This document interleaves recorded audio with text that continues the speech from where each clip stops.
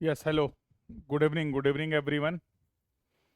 Good evening once again. Good evening to all of you. Everyone, please confirm, beta. Am I audible? Am I visible clearly to all of you? एक बार सभी लोग confirm कर देंगे audio video clear है. Everyone, please confirm in the chat box, beta. Am I audible? Am I visible clearly to all of you? आगे सभी लोगों ने ज्वाइन कर लिया. Everyone joined the class. तो बेटा बातचीत चल रही थी लीनियर मेजरमेंट की, और लीनियर मेजरमेंट के एक बहुत ही इंपॉर्टेंट डिस्कशन को हम लोगों ने कंप्लीट किया लास्ट क्लास में. जो डिस्कशन था related to the errors and the correction. ठीक है, तो एरर्स और करेक्शन के बारे में हम लोगों ने डिस्कशन कर लिया था. We have discussed about the error और and correction due to the standardisation, due to the pull, due to the sag, due to the temperature and due to the slope. And at the last we have also discussed the concept of the normal tension. Normal tension के बारे में भी हम लोगों ने discussion कर लिया था. तो टाइप ऑफ प्रॉब्लम फॉर्मेशन क्या होता है, सिंगल करेक्शन और कंबाइंड करेक्शन कैसे अप्लाई कर सकते हैं. तो जरूरी नहीं है कि किसी भी प्रॉब्लम में सारे ही करेक्शन अप्लाई हों. एक डिस्कशन ये भी बनता है कि सर कौन कौन से करेक्शन अप्लाई करने हैं, ये हमें कैसे पता चलेगा. मान लीजिए सर सवाल में डेटा दे दिया गया है कि पुल दे दिया गया है, टेम्परेचर दे दिया गया है. तो basically you need to observe the data given in the question. जिन जिन पैरामीटर, जिन जिन करेक्शन से रिलेटेड डेटा आपको दिया गया है, वो सभी करेक्शंस आपको फाइंड आउट करने हैं. और इंडिविजुअली अगर मुझे सभी करेक्शंस का मैग्नीट्यूड और नेचर पता है, इंडिविजुअली अगर मैं सभी करेक्शंस का मैग्नीट्यूड और नेचर पता लगा सकता हूं, तो finally we can also find out the combined correction. Combined correction के बारे में भी हमें पता चल जाएगा. क्लियर है बात सभी को भाई? तो ये लास्ट क्लास का डिस्कशन था. एक बार सभी लोग कंफर्म कर देंगे कि सर हाँ, लास्ट क्लास तक की सभी बातें हमें अच्छे से समझ में आ गई हैं, तो फिर आगे बढ़ा जाए. और अगर लास्ट क्लास तक के डिस्कशन में किसी को कहीं पे कोई डाउट है, कोई क्वेरी है, तो वो लोग अपने डाउट एंड क्वेरी भी पूछ सकते हैं. कोई दिक्कत नहीं है. If anyone having any doubt, any query till the last class discussion, you can ask your doubt, you can ask your query. Once again good evening to all of you. Once again good evening to all of you. तो एक बार confirm कर दो, और अगर कोई doubt है, कोई query है, तो पूछ लो बेटा.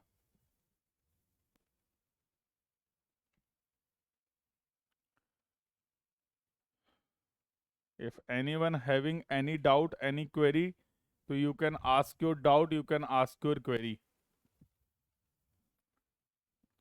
तो बातों ही बातों में 2 चैप्टर हम लोगों ने कंप्लीट कर लिए. ठीक है, एक टॉपिक अभी बचा है, उसको बता दूंगा. चैप्टर वाइज अगर बात करें, तो फर्स्ट जो चैप्टर हम लोगों ने पढ़ा था, that was the fundamental of surveying. Fundamental of surveying का डिस्कशन हम लोगों ने कंप्लीट कर लिया. और दूसरा लगभग लगभग डिस्कशन हम लोगों ने कंप्लीट कर लिया है लीनियर मेजरमेंट का. लीनियर मेजरमेंट में जो जो बातें हमें अपने सिलेबस और एग्जाम पॉइंट ऑफ व्यू से पता होनी चाहिए थी, उसके बारे में हम लोगों ने डिस्कशन कर लिया है. अगला चैप्टर जो हम लोग स्टार्ट करने जा रहे हैं, that is going to be the compass survey. और कंपास सर्वेइंग में आज इस लेक्चर में कुछ हम लोग बेसिक टर्मिनोलॉजी की बात करने वाले हैं. तो first we will talk about the basic terminology. Basic terminology in the case of compass survey. कुछ बेसिक टर्म्स के बारे में डिस्कस करेंगे कि बियरिंग्स क्या होता है, एंगुलर मेजरमेंट्स के बारे में बातचीत करेंगे, कंपास की हेल्प से हम कौन से मेजरमेंट्स परफॉर्म कर सकते हैं और कैसे मेजरमेंट्स परफॉर्म करेंगे. तो ये सारा कुछ हमारे डिस्कशन का पार्ट होने वाला है. बट बिफोर दैट एक अभी इम्पॉर्टेंट टॉपिक हमारा बचा हुआ है लीनियर मेजरमेंट का, जो कि है limiting length of the offset. देखो इसके बारे में बता देता हूँ. गेट में एज सच कोई सवाल पूछा नहीं गया अभी तक. अगर गेट एग्जाम की पॉइंट ऑफ व्यू से बात करें, तो limiting length of the offset से कोई सवाल पूछा नहीं गया है. ये एक अच्छी बात भी है. क्यों? क्योंकि लीनियर मेजरमेंट में बहुत ही लिमिटेड टॉपिक आपने पढ़े हैं, जो इंपॉर्टेंट टॉपिक आपने कंप्लीट किए हैं। तो उनमें से सबसे इम्पोर्टेंट टॉपिक था करेक्शन और दूसरा था स्केल के बारे में, आरएफ के बारे में जो डिस्कशन किया था। तो एक पॉसिबिलिटी बनती है कि गेट में यहाँ से 1 या 2 नंबर का सवाल बन सकता है limiting length of the offset से, क्योंकि इस टॉपिक से गेट के अलावा जो आपके एग्जाम हैं, जैसे जब आप ईएससी का प्रीवियस ईयर क्वेश्चन प्रैक्टिस करेंगे या जब आप स्टेट एई के क्वेश्चंस लगाएंगे, तो यहाँ पर कुछ न्यूमेरिकल प्रॉब्लम आपको देखने को मिलेंगे limiting length of the offset से। तो बाकी एग्जाम्स में तो ऑलरेडी सवाल आए हुए हैं, गेट में अभी तक कोई सवाल नहीं आया हुआ है।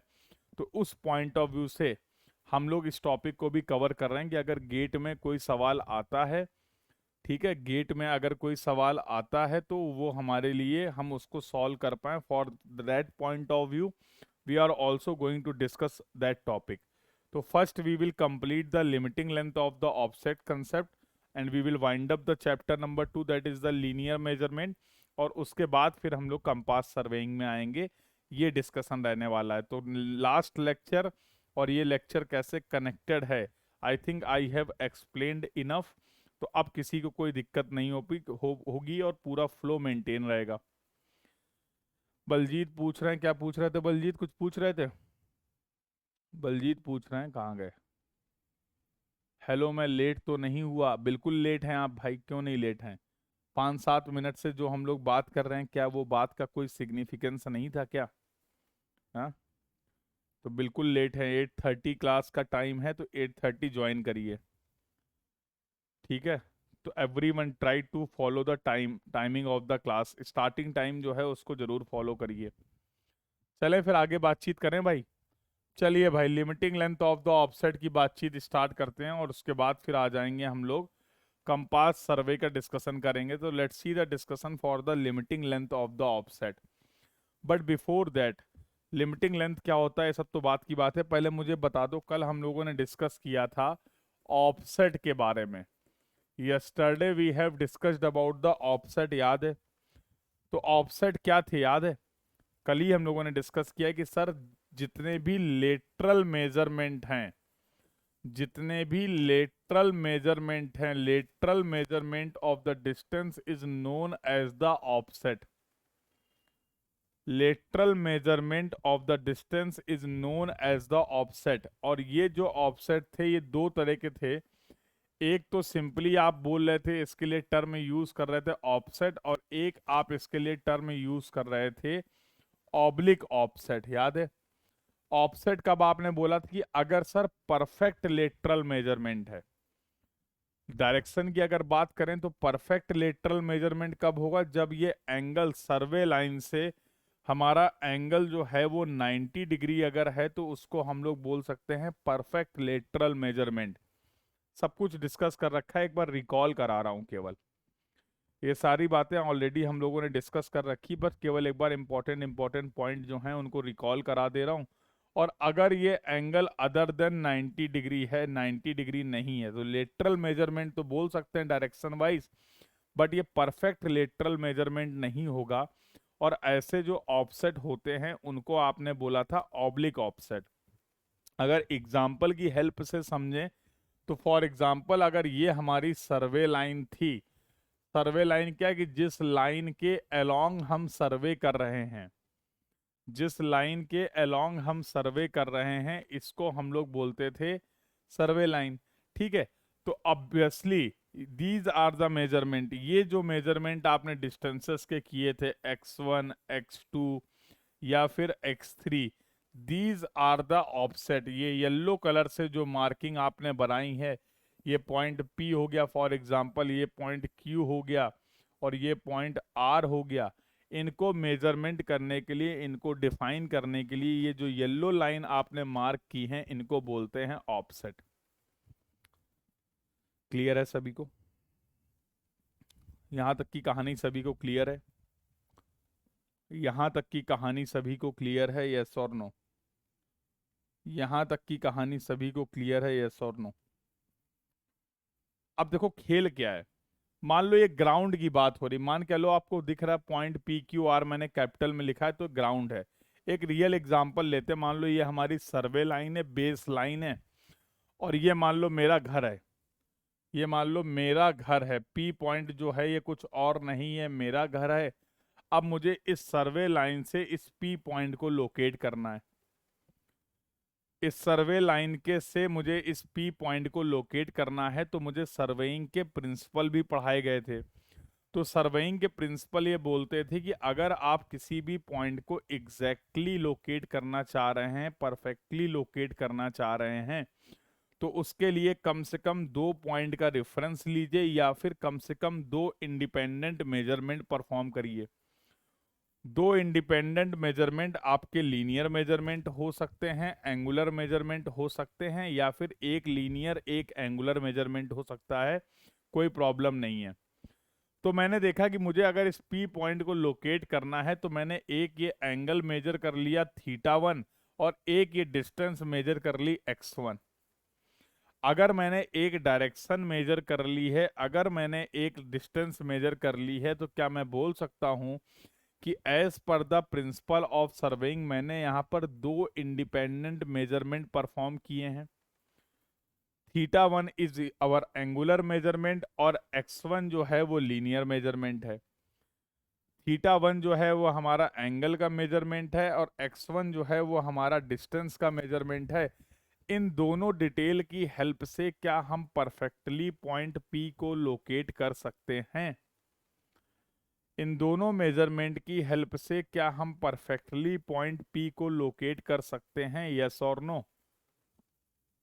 बोलो बेटा। बिल्कुल कर सकते हैं। और ये इतनी मेहनत हम लोग कर क्यों रहे हैं, ये मेजरमेंट हम लोग परफॉर्म क्यों कर रहे हैं? क्योंकि अल्टीमेटली हमें बनाना है मैप। मैप बनाने के लिए हम क्या करेंगे आगे चल के, जब एक पेपर लेंगे, मैप बनाने के लिए जब हम पेपर में इस डिटेल को प्लॉट करेंगे, तो ये सर्वे लाइन दिखाएंगे और ये पॉइंट P दिखाएंगे। ये distance as per the scale x1 represent कर देंगे, और ये एंगल θ1 रिप्रेजेंट कर देंगे। ऐसे ही तो मैप बनेगा मेरे लाल, ऐसे ही तो मैप की प्रिपरेशन की जाएगी। यस और नो? ऐसे ही तो मैप की प्रिपरेशन की जाएगी। तुम्हें नहीं लगता है कि तुम यहाँ पर 2 मेजरमेंट कर रहे हो, और इन 2 मेजरमेंट में तुमसे कुछ ना कुछ गलतियां भी तो होंगी?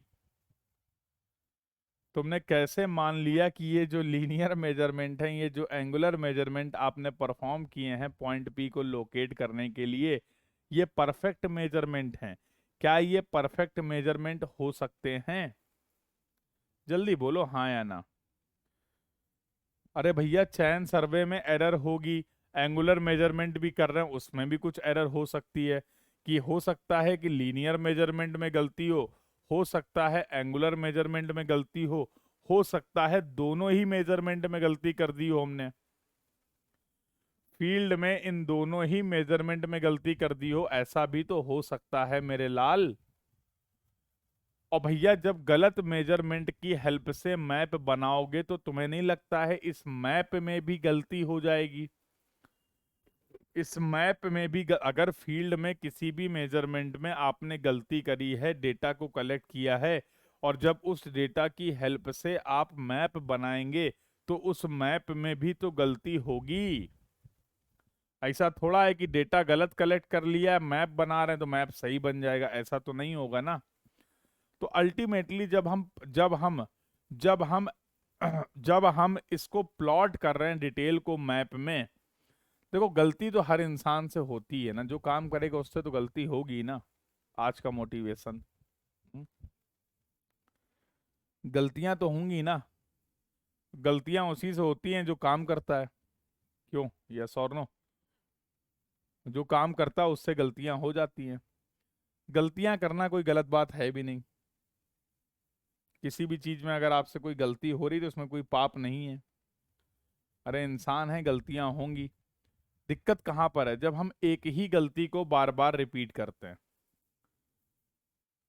ठीक है, एक ही गलती को, अगर आपने कोई गलती करी उसको सुधार लिया, बहुत अच्छी बात है, क्या प्रॉब्लम है? कुछ सीखने को मिलेगा, लर्निंग एक्सपीरियंस आएगा आपको। यस और नो? अब एक ही गलती बार बार करे जा रहे हैं तो इसका मतलब क्या है कि भाई सुधार की कोई गुंजाइश नहीं है, सुधार नहीं कर रहे हैं। तो गलतियां तो होंगी, बट दिक्कत बस बात वही कि अगर गलतियां लिमिट में हैं तो टॉलरेट कर लेते हैं हम लोग, चल जाता है काम, चीजें आगे बढ़ती रहती हैं। यस और नो। अब मान लो तुम पानी पी रहे हो, गिलास से पानी पी रहे हो, गिलास छूट के गिर गया, तुमने नहीं ध्यान दिया, गिलास गिर गया, गिलास टूट गया। अब क्या इसके लिए तुम्हें सजा दे दी जाए, सजाए मौत? बताओ भाई, इतनी बड़े गुनाह कर दिया आपने, इतनी बड़ी गलती कर दी, अब इसके लिए क्या सजाए मौत दे देंगे घर वाले कि निकल जाओ घर से बाहर, अब दिखना नहीं है कि तुमने गिलास तोड़ दिया है? हम्म। पानी का गिलास तोड़ दिया है, बिल्कुल ध्यान नहीं देते हो, इतनी बड़ी गलती है, अब तुम निकल जाओ, ऐसा तो नहीं होगा ना? क्या होता है? ठीक है, पहली बात तो ये देखा जाता है कि इंटेंशनली किया गया है कि अनइंटेंशनली किया गया है। अनइंटेंशनली अगर हो गया, भाई हम जानबूझ के गलती थोड़ा कर रहे हैं, हमें शौक थोड़ा लगा, धूप में जाके हम डिस्टेंस मेजर कर रहे हैं, धूप में जाके हम एंगल मेजर कर रहे हैं, और जानबूझ कर गलती क्यों करेंगे? तो अनइंटेंशनली मिस्टेक्स हो रही हैं due to the instrument, due to the natural sources, due to the personal reason, some reasons we don't have any control. तो these errors are the unintentional, पहली बात तो ये है, these errors are the unintentional, these mistakes are the unintentional. अगर वो कोई भी गलती अगर हमने करी है और उसके इफेक्ट कम है, लिमिट में है, तो वो बियरेबल है, ये हम बोल सकते हैं। तो जब हम चयन सर्वे की हेल्प से किसी भी जगह का मैप बनाते हैं तो हमें ये तो पता है कि गलती हो रही, लेकिन एक बात का ध्यान रखो, ये गलती जो है वो एक लिमिट से ज्यादा ना हो तो अच्छा है। यही तो कह रहा हूं मैं, और क्या कह रहा हूं भाई? गलतियां होती ठीक है, होने दो, लेकिन कोशिश ये करो कि गलती एक लिमिट से ज्यादा ना हो, तो अच्छी बात है। यस और नो? तो अगर हम जो मेजरमेंट कर रहे हैं उन मेजरमेंट में गलती एक एक्सटेंट तक हो रही है, एक लिमिट तक हो रही है, तो ठीक है, उससे ज्यादा हो जाएगी तो फिर एरर बहुत ज्यादा हो जाएगी। थोड़ी बहुत एरर अगर मैप में है तो वो हम एडजस्ट कर लेंगे, वो हम कंसीडर कर लेंगे, वो हम निग्लेक्ट कर देंगे। बहुत ज्यादा एरर है तो उसको कंसीडर नहीं कर पाएंगे, उसको निग्लेक्ट नहीं कर पाएंगे। यही तो बात है बस। तो मैं नहीं लगता, अब यहां पर देखो दो केस बनते हैं। अब हम ये डिसाइड करना चाह रहे हैं कि भाई हम अगर कहीं पे भी चयन सर्वे में ऑफसेट मेजर कर रहे हैं तो हम इस ऑफसेट की लेंथ क्या रखें, इस ऑफसेट की कितनी लेंथ तक की हम बात करें कि सर ऑफसेट जब कभी भी लेंगे तो ऑफसेट इस लेंथ तक ही लेंगे, इससे ज्यादा नहीं लेंगे। क्योंकि अगर ऑफसेट की लेंथ ज्यादा हो जाएगी तो तुम्हें नहीं लगता है ये थीटा और ये x1 अगर ज्यादा हो जाएंगे, x1 की लेंथ ज्यादा हो जाएगी, तो इसकी वजह से अगर कोई एरर है तो उसका इफेक्ट हमें मैप में ज्यादा देखने को मिलेगा? बोलो। अरे यार सिंपल सी बात है, जैसे मान लो तुमने थीटा मेजर करने में गलती कर दी, मान लो ये पॉइंट पी तुम्हें लोकेट करना था, तुमने किसी भी वजह से ये पी लोकेट कर लिया पी डैश पे, ये थीटा की एंगुलर मेजरमेंट में गलती कर दी। जैसे जैसे ये लेंथ बढ़ती चली जाएगी, तुम्हें नहीं लगता है उसी प्रपोर्शन में ये एरर भी बढ़ती चली जाएगी? मानते हो कि नहीं मानते हो? जैसे जैसे इस ऑफसेट की लेंथ को आप बढ़ाते चले जाएंगे, वैसे ही इस एंगुलर मेजरमेंट में जो गलती हुई है उसकी वजह से एरर भी बढ़ती चली जाएगी। यस और नो? मानते हो कि नहीं? नहीं, कोई जबरदस्ती नहीं है कि मान नहीं है, मेरी क्लास में कोई भी जबरदस्ती नहीं, आराम से बताओ। नहीं मानते हो तो बता दो, नहीं मानते हो तो बता दो, I don't have any problem, मनवा देंगे हम तुम्हें। तो भाई अगर हम ये बोल दें कि अगर अगर हम अपने ऑफसेट की लेंथ को ही रिस्ट्रिक्ट कर दें, अगर हम अपने ऑफसेट की लेंथ को ही रिस्ट्रिक्ट कर दें कि इससे ज्यादा हम ऑफसेट की लेंथ रिप्रेजेंट ही नहीं करेंगे, अगर हमें कहीं ऑफसेट लेना है तो हम ऑफसेट की कोई भी लेंथ ले लें, इसके लिए फ्री नहीं है, वी आर रिस्ट्रिक्टेड। क्यों रिस्ट्रिक्ट कर रहे हैं हम अपने ऑफसेट की लेंथ को मेजर करने से? क्योंकि हम नहीं चाहते हैं कि इस एरर की वजह से हमारे मैप में गलतियां जो हैं वो अपनी लिमिट को क्रॉस करें। खेल समझ गए? जल्दी बोलो हाँ या ना। खेल समझ गए? जल्दी बोलो हाँ या ना।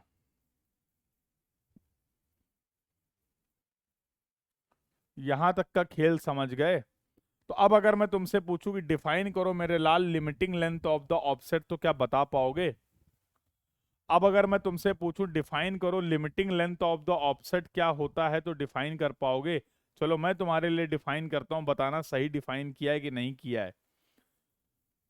Limiting length of the offset is the length of the offset, or you can say it is the restricted length of the offset for which the error will not cross the permissible limit on the paper। ये offset की वो restricted length है कि इसको अगर हम consider करेंगे तो इस डेटा के बेसिस पे जो हम मैप बनाएंगे उस मैप में जो एरर होगी वो एक परमिसिबल लिमिट से ज़्यादा नहीं होगी, अगर हम अपने ऑफसेट की लेंथ को रिस्ट्रिक्ट कर देते हैं तो। रिस्ट्रिक्ट नहीं करोगे तो लेंथ भी कुछ भी हो जाएगी। ये खेल था limiting length of the offset का। यहां तक के डिस्कशन में अगर किसी को कोई डाउट है, कोई क्वेरी है, तो आराम से इत्मीनान से तसल्ली से पूछ लो, मुझे कोई दिक्कत नहीं है।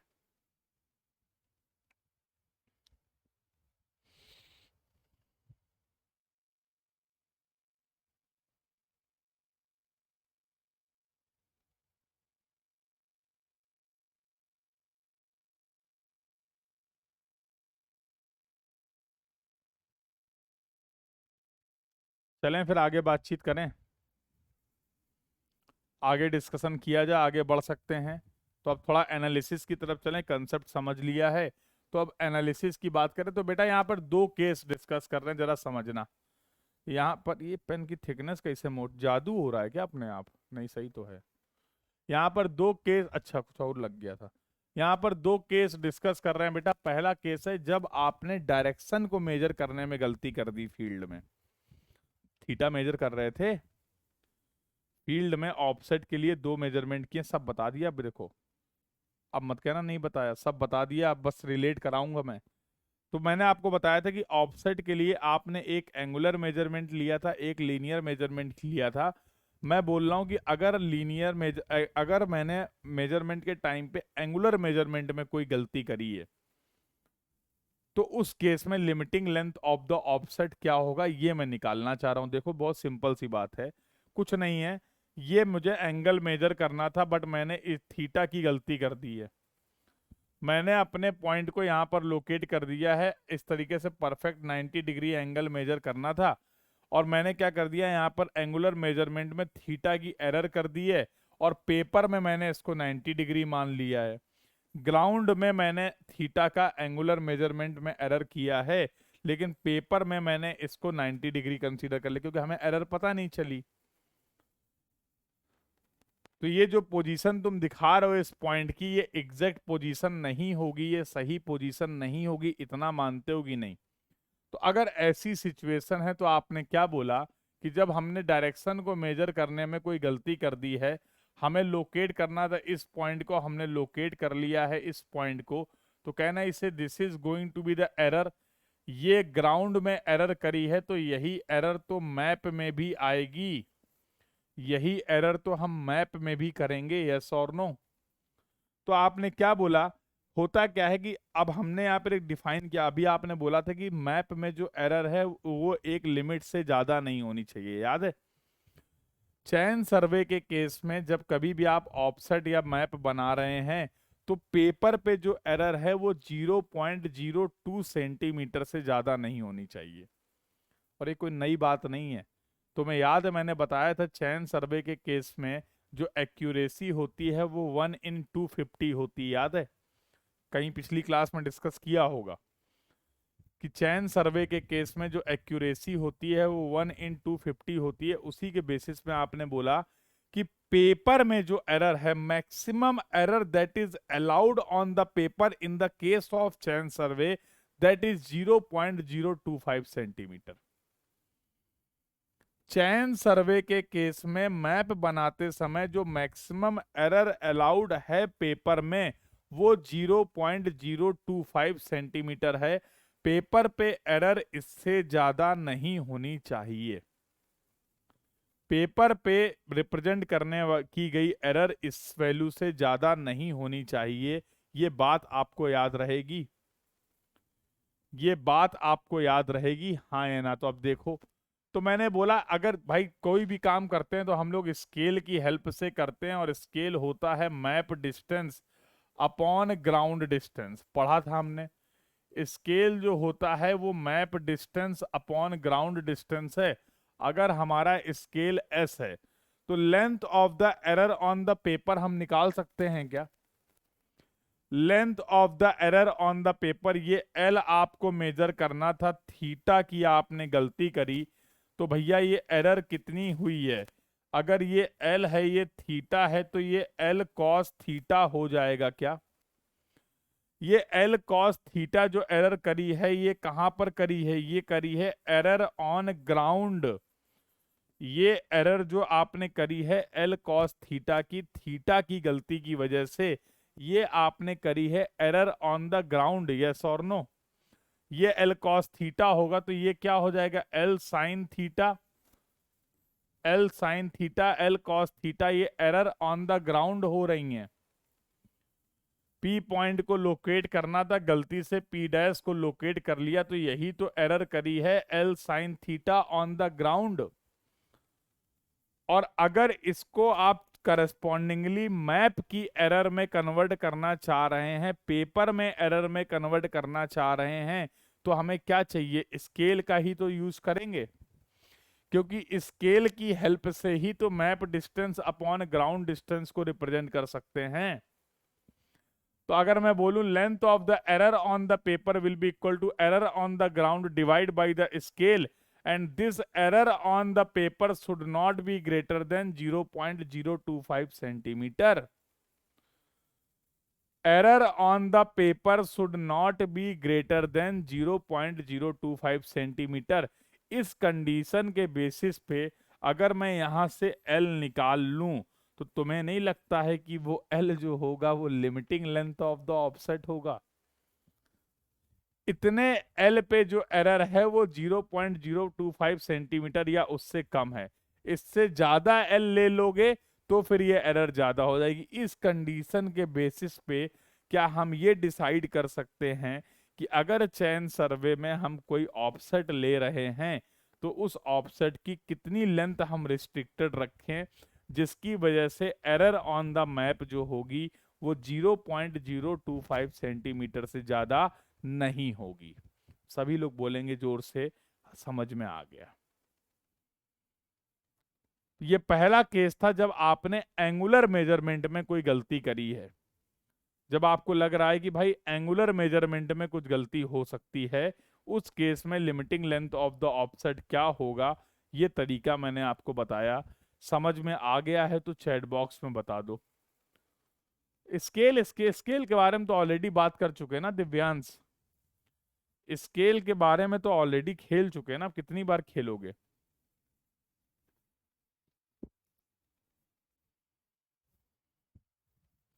The discussion the discussion till now is clear to everyone, yes और नो? सभी लोग रिस्पॉन्स करेंगे भाई, सभी लोग। नहीं तो फिर फॉर्मूला ही बता देता, अगर यही रिस्पॉन्स देखना था तो फॉर्मूला ही बता देता ना मैं, फिर इतनी कहानी क्यों सुनाता मैं? अगर यही देखना था मेरी इन आंखों को, तो फिर मैं इतना डिटेल में एक्सप्लेन क्यों करता? ये आंखें कुछ और देखना चाह रही हैं, ये आंखें कुछ और देखना चाह रही हैं।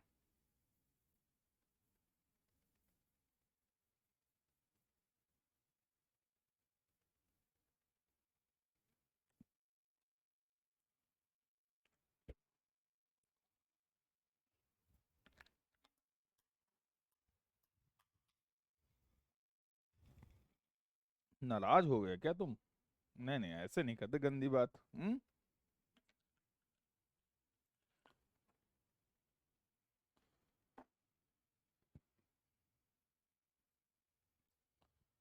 चलें आगे बातचीत करें?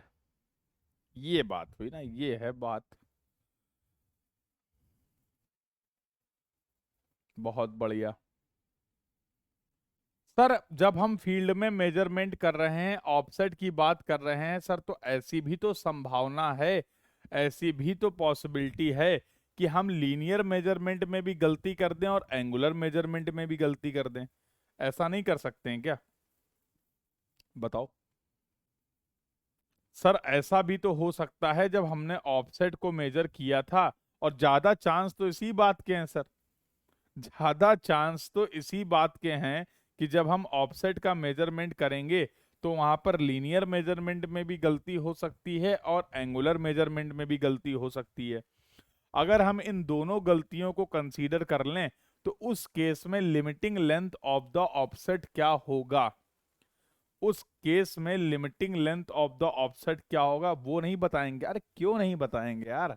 तुम्हें नहीं बताएंगे तो किसे बताएंगे?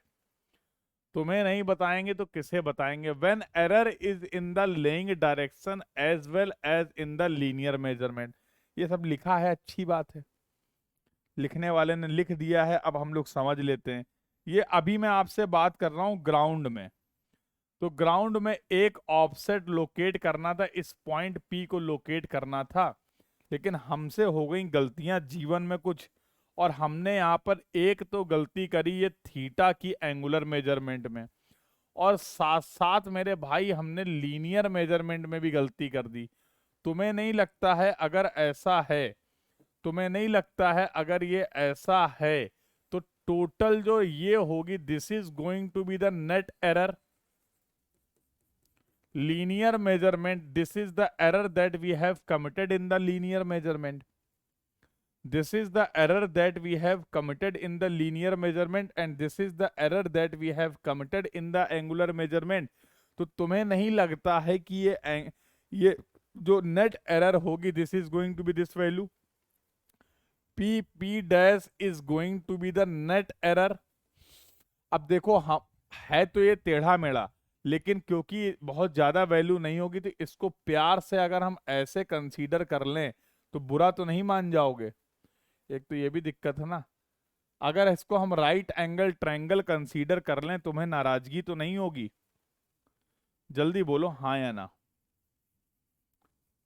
अगर हम इसको राइट एंगल ट्रायंगल कंसीडर कर लें एनालिसिस के लिए, तो ये तो हो गई बेटा नेट एरर, और ये हो गया तुम्हारा, ये तो हम पहले ही निकाल चुके हैं, पहले ही खेल चुके हैं इसके बारे में। एंगुलर मेजरमेंट की वजह से जो ग्राउंड में एरर हो रही थी, ये तो बचपन में ही खेल गए थे। तो ये हो गया एल साइन थीटा, और ये error in the linear measurement है, ईएल बोल दो। नोटेशन क्या लिए हमने, चलो एक्स बोल देते हैं, नोटेशन में कंफ्यूज ना हो। तो ये इसको बोल देते हैं एक्स। अबे क्या है, मौत आई है क्या तुम्हारी? अबे देख नहीं रहे हो यहाँ कितना इंपॉर्टेंट डिस्कशन चल रहा है? ये चूहा पैर पे कूद के निकल गया। इसी नालायक ने तुम्हारा कंप्यूटर खराब किया था, जो एक क्लास तुम्हारी पेंडिंग है ना। रूह कांप गई मेरी थोड़ी देर के लिए, रुको यार। मैं आराम से पढ़ा रहा हूँ, एकदम से पैर में छू के निकल गया एकदम। इसको अलग ही मजे आ रहे हैं। एक्चुअली गलती इसकी नहीं है। ऊपर से लाइट बहुत पड़ती है ना, झमाझम एकदम लाइट पड़ती है। ऊपर बहुत लाइट लगी होती है, अगर तुम लोगों ने स्टूडियो का सेटअप देखा हो कभी, तो ऊपर बहुत तगड़ी लाइट लगी होती है, भयंकर है। तो जब ऊपर से चारों तरफ लाइट पड़ती है ना, उसको समझ ही में नहीं आता है।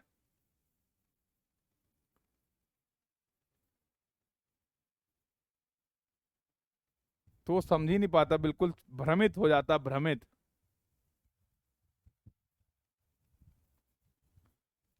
नहीं, डर तो अजीब सा, मतलब 1 मिनट का टाइम दे सकते हो?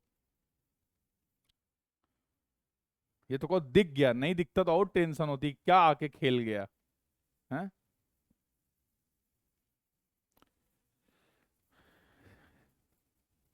इसको जेरी के हवाले कर दिया जाए, क्यों?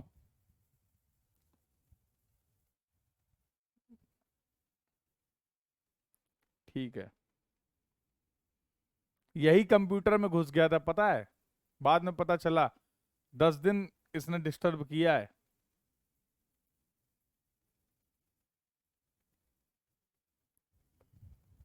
ये क्या करा है, कंप्यूटर के अंदर घुस गया, अलग ही जज्बात हैं इसके। हाँ, और अंदर जाके इसने कुछ पार्ट गड़बड़ कर दिया।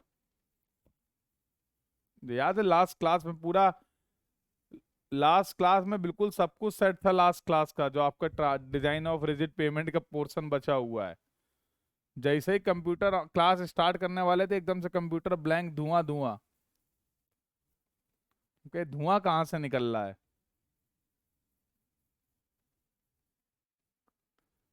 और देखते देखते मामला ठप। बाद में पता चला है सब कारस्तानी जो है चुहा जी की है। मत करा करो यार, बड़ा डिस्टरबेंस हो जाता। देख रहे हो कितने बच्चे यहाँ पढ़ाई कर रहे हैं, करियर दांव पे लगा हुआ, सपने दांव पे लगे हुए, तुम अपना खेल खेल लो यार। हैं, ऐसे मत करा करो, ठीक है? गंदी बात होती है। जज्बातों के साथ नहीं खेलते ना किसी के। गुड। खैर आप नहीं आएंगे, पढ़ाओ आराम से। ठीक है, खैर आप पढ़ाओ। क्या क्या बता रहे थे यार?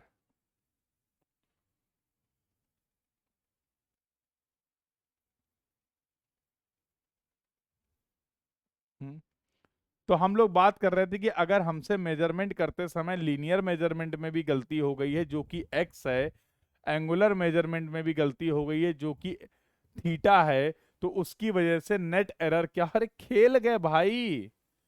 अरे क्या चल, लो, नेट एरर। अब मैं आगे नहीं लिखूंगा, जब बताओगे तभी लिखूंगा। अब जो मैं एरर निकालने जा रहा हूं, अब जो मैं एरर निकालने जा रहा हूं वो एरर पेपर पे है कि ग्राउंड में है, बस ये बता दो। नेट एरर ऑन पेपर लिखूं या ग्राउंड लिखूं? बस इतना बता दो तो मैं समझ जाऊंगा तुम समझ गए हो। नेट एरर ऑन पेपर निकाल रहा हूं अभी मैं कि ग्राउंड में निकाल रहा हूं? अभी ग्राउंड पे कैलकुलेट कर रहे हैं, बिल्कुल सही। Net error on the ground की अगर मैं बात करूं तो ये होगा under root L sine theta का whole square plus x square. यही तो होगा net error on the ground. जल्दी बोलो हाँ या ना। और अगर मैं अब लिखूं कि what will be the net error on paper, net error on the paper, तो मैं लिखूंगा under root L sine theta का whole square plus x square divide by the scale, and this error should not be greater than, खेलो, this error should not be greater than 0.025 centimetre. क्योंकि map जब बनाएंगे तो map में कोई भी error 0.025 centimetre से ज्यादा नहीं हो सकती है। ये मैक्सिमम एरर है मैप में जो हमने अलाउ कर रखी है। This is the maximum error that we have allowed on the map in the case of chain survey, in the case of offset. मेरे लाल, अगर यहां से मेरा मन करता है कि मैं limiting length of the offset निकालूं तो क्या मैं निकाल पाऊंगा? अगर मैं यहां से limiting length of the offset निकालना चाहता हूं तो क्या इस कंडीशन के बेसिस पे I can find out the limiting length of the offset, yes और नो? यही लिखा होगा यहाँ पे, यही यही एनालिसिस करी गई होगी। देखो, खुश हो? कुछ याद तो नहीं करना पड़ रहा है? कुछ याद तो नहीं करना पड़ रहा है? मजा आ रहा है?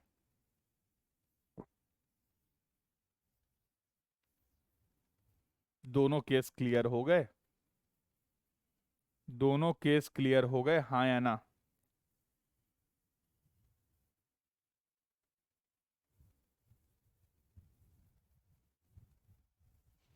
x is the error in the linear measurement, x is the error in the linear measurement, distance को मेजर करने में जो गलती आपने करी है वो x है।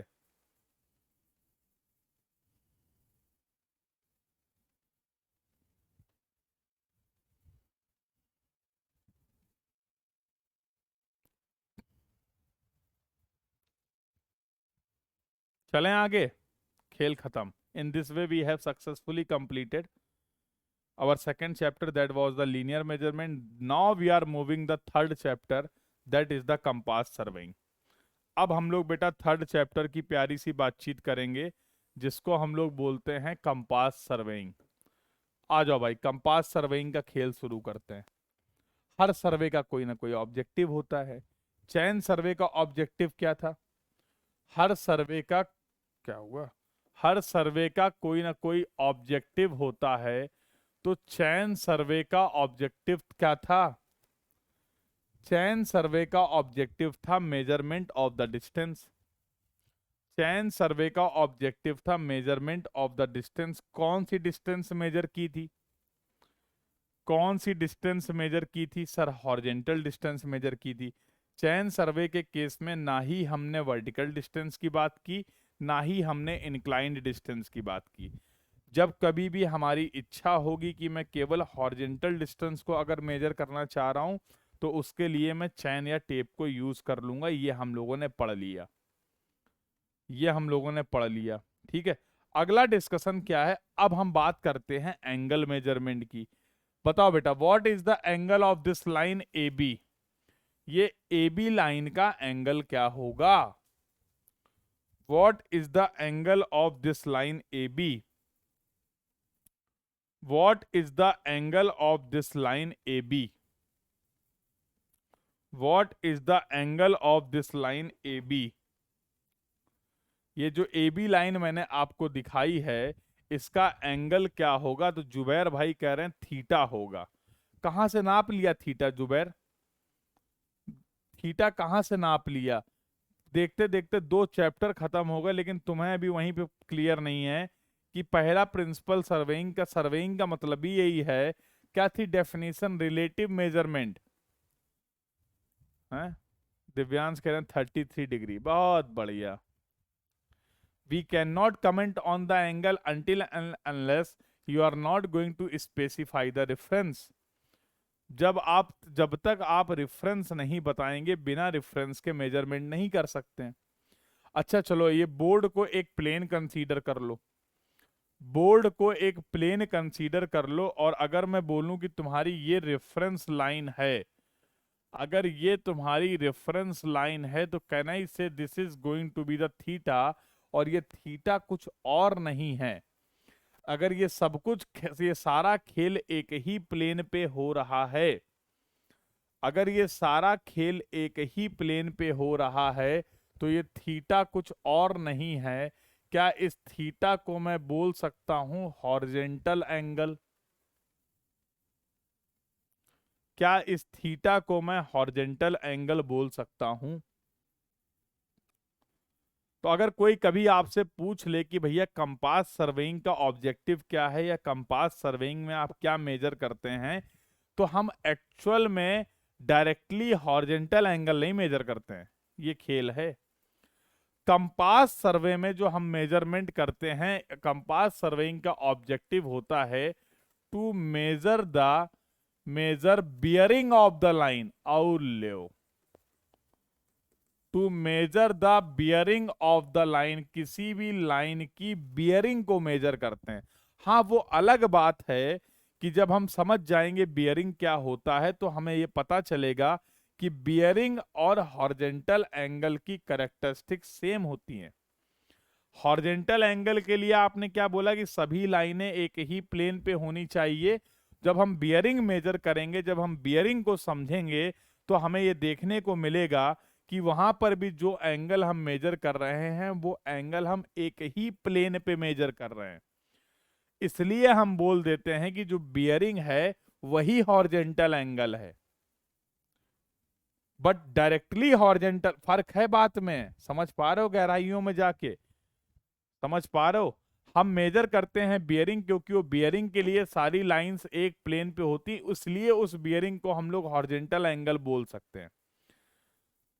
इसलिए हम लोग उन बियरिंग्स को हॉरिजेंटल एंगल बोल सकते हैं। तो पहला सवाल ये है मेरा तुमसे, क्या कंपास की हेल्प से, क्या कंपास की हेल्प से तुम किसी भी तरीके से वर्टिकल एंगल मेजर कर सकते हो? क्या कंपास की हेल्प से आप वर्टिकल एंगल मेजर कर सकते हैं? यस और नो? कंपास की हेल्प से बियरिंग मेजर करा जाएगा, और बियरिंग होता हॉरिजेंटल एंगल। ये बात क्लियर है सभी को? तो हॉरिजेंटल डिस्टेंस को मेजर करना सीख गए हैं, अब हॉरिजेंटल एंगल को मेजर करने की बातचीत कर रहे हैं। यार हम जानना चाहते हैं कि कंपास का बेसिक प्रिंसिपल क्या होता है। कंपास का बेसिक प्रिंसिपल क्या होता है, हम ये जानने की मेरी इच्छा है, क्योंकि बिना प्रिंसिपल जाने काम कैसे चलेगा, मजा आएगा नहीं। तो बचपन में तुम सभी ने देखा होगा, 11वीं 12वीं क्लास में जब आप थे, तो आपने कंपास या मैग्नेटिक निडल को यूज किया होगा, याद है? कंपास या फिर मैग्नेटिक निडल को यूज किया होगा सभी ने, याद है? बोलो। कंपास या फिर मैग्नेटिक निडल को यूज किया था। और इस मैग्नेटिक निडल की एक खासियत होती थी कि अगर इस निडल को हम लोग फ्रीली छोड़ दें, अगर इस निडल को हम लोग फ्रीली छोड़ दें, तो थोड़ी देर फड़फड़ाने के बाद, थोड़ी देर तक डिस्टर्ब रहने के बाद ये निडल धीमे धीमे क्या हो जाएगी, स्टेबल हो जाएगी। और जब ये निडल स्टेबल हो जाएगी तो ये दो प्यारी प्यारी डायरेक्शन को रिप्रेजेंट करेगी, और वो प्यारी प्यारी डायरेक्शन होती थी नॉर्थ और south.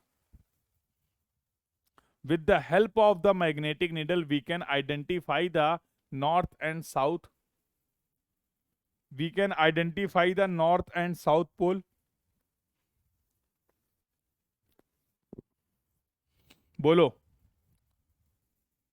We can identify the north and south pole, yes और नो?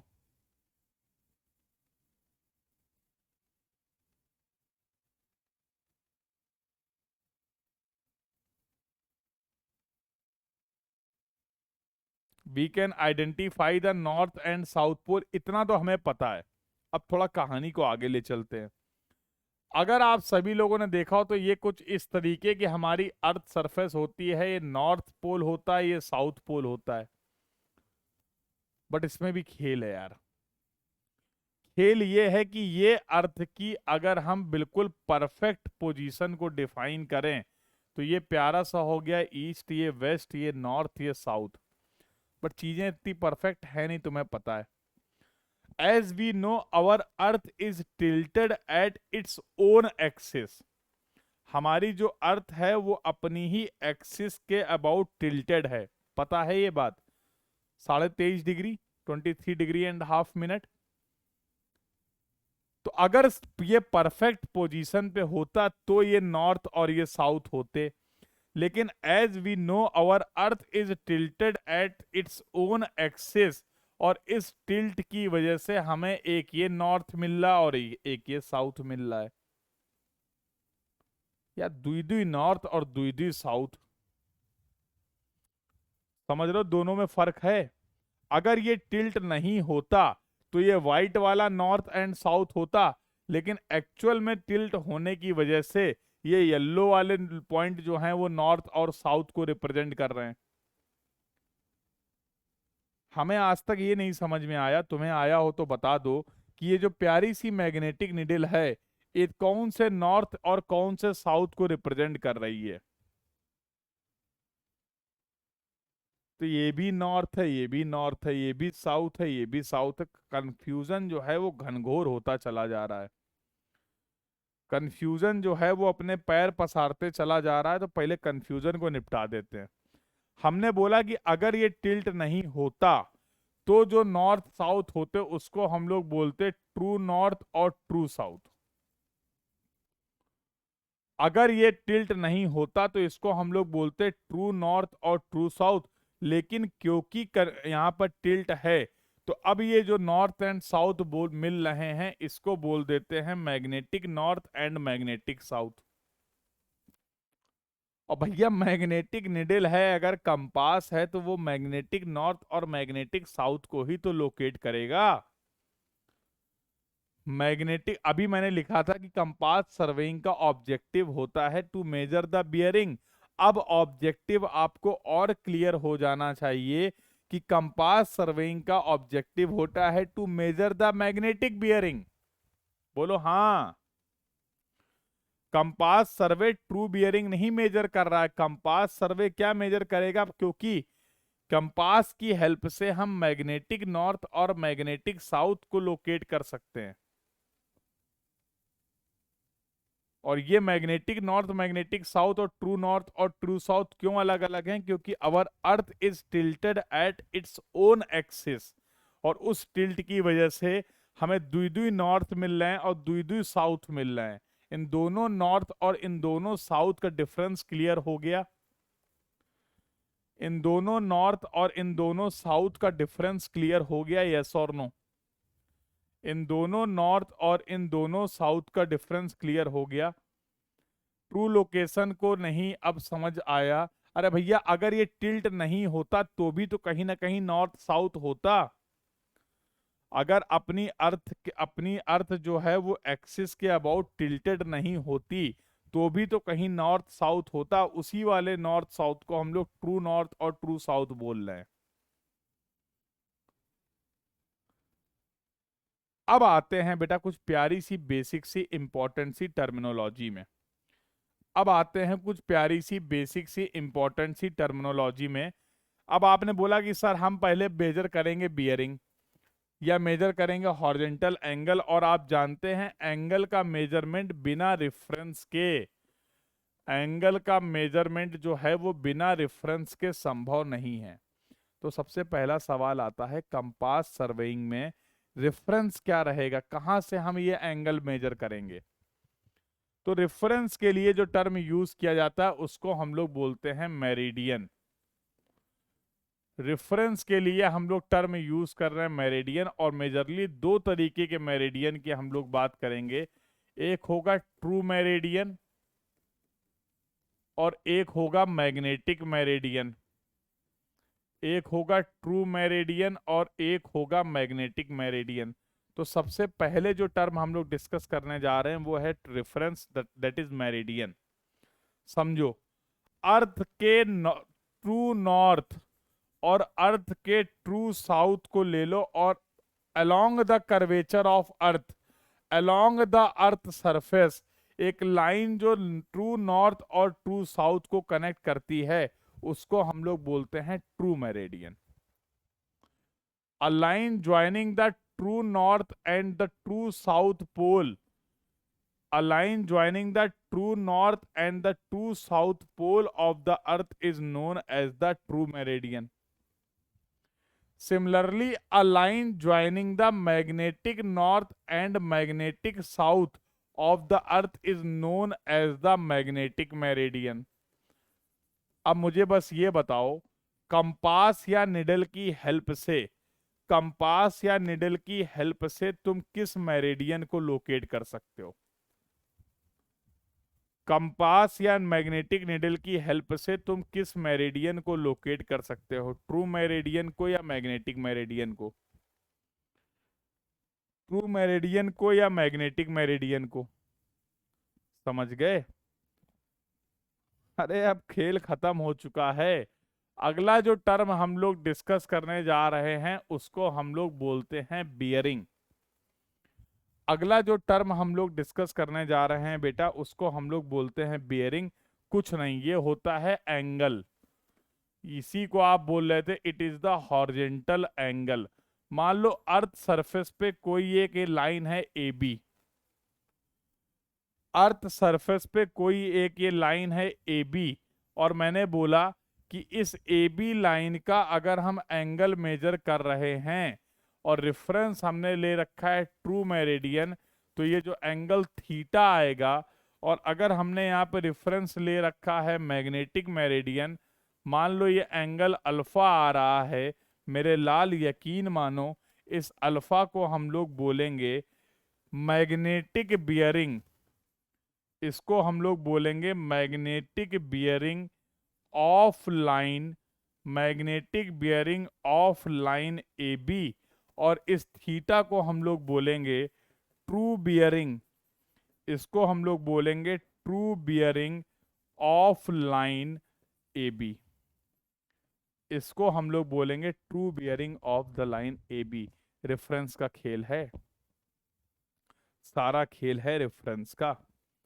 अगर रेफरेंस ट्रू मेरिडियन है, अगर रेफरेंस ट्रू मेरिडियन है तो जो एंगल आप मेजर करेंगे वो उस लाइन की ट्रू बियरिंग होगी। अगर रेफरेंस मैग्नेटिक मेरिडियन है तो जो एंगल हम मेजर करेंगे, डिफाइन करेंगे, वो एंगल जो होगा वो मैग्नेटिक बियरिंग होगा।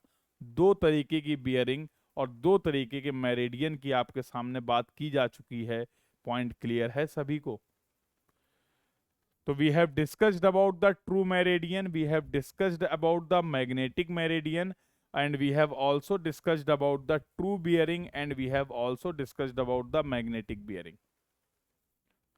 खेल समझ गए यहां तक? बताओ। किसी भी लाइन को, बियरिंग को मेजर करने के लिए, रिप्रेजेंट करने के लिए कोई ना कोई सिस्टम की रिक्वायरमेंट होगी। अरे यार, अगर मैं तुमसे पूछूं डिस्टेंस है, मान लो डिस्टेंस को मेजर करना है, तो डिस्टेंस को मेजर करना है या डिस्टेंस को डिफाइन करना है तो आपके पास यूनिट का एक सिस्टम है ना।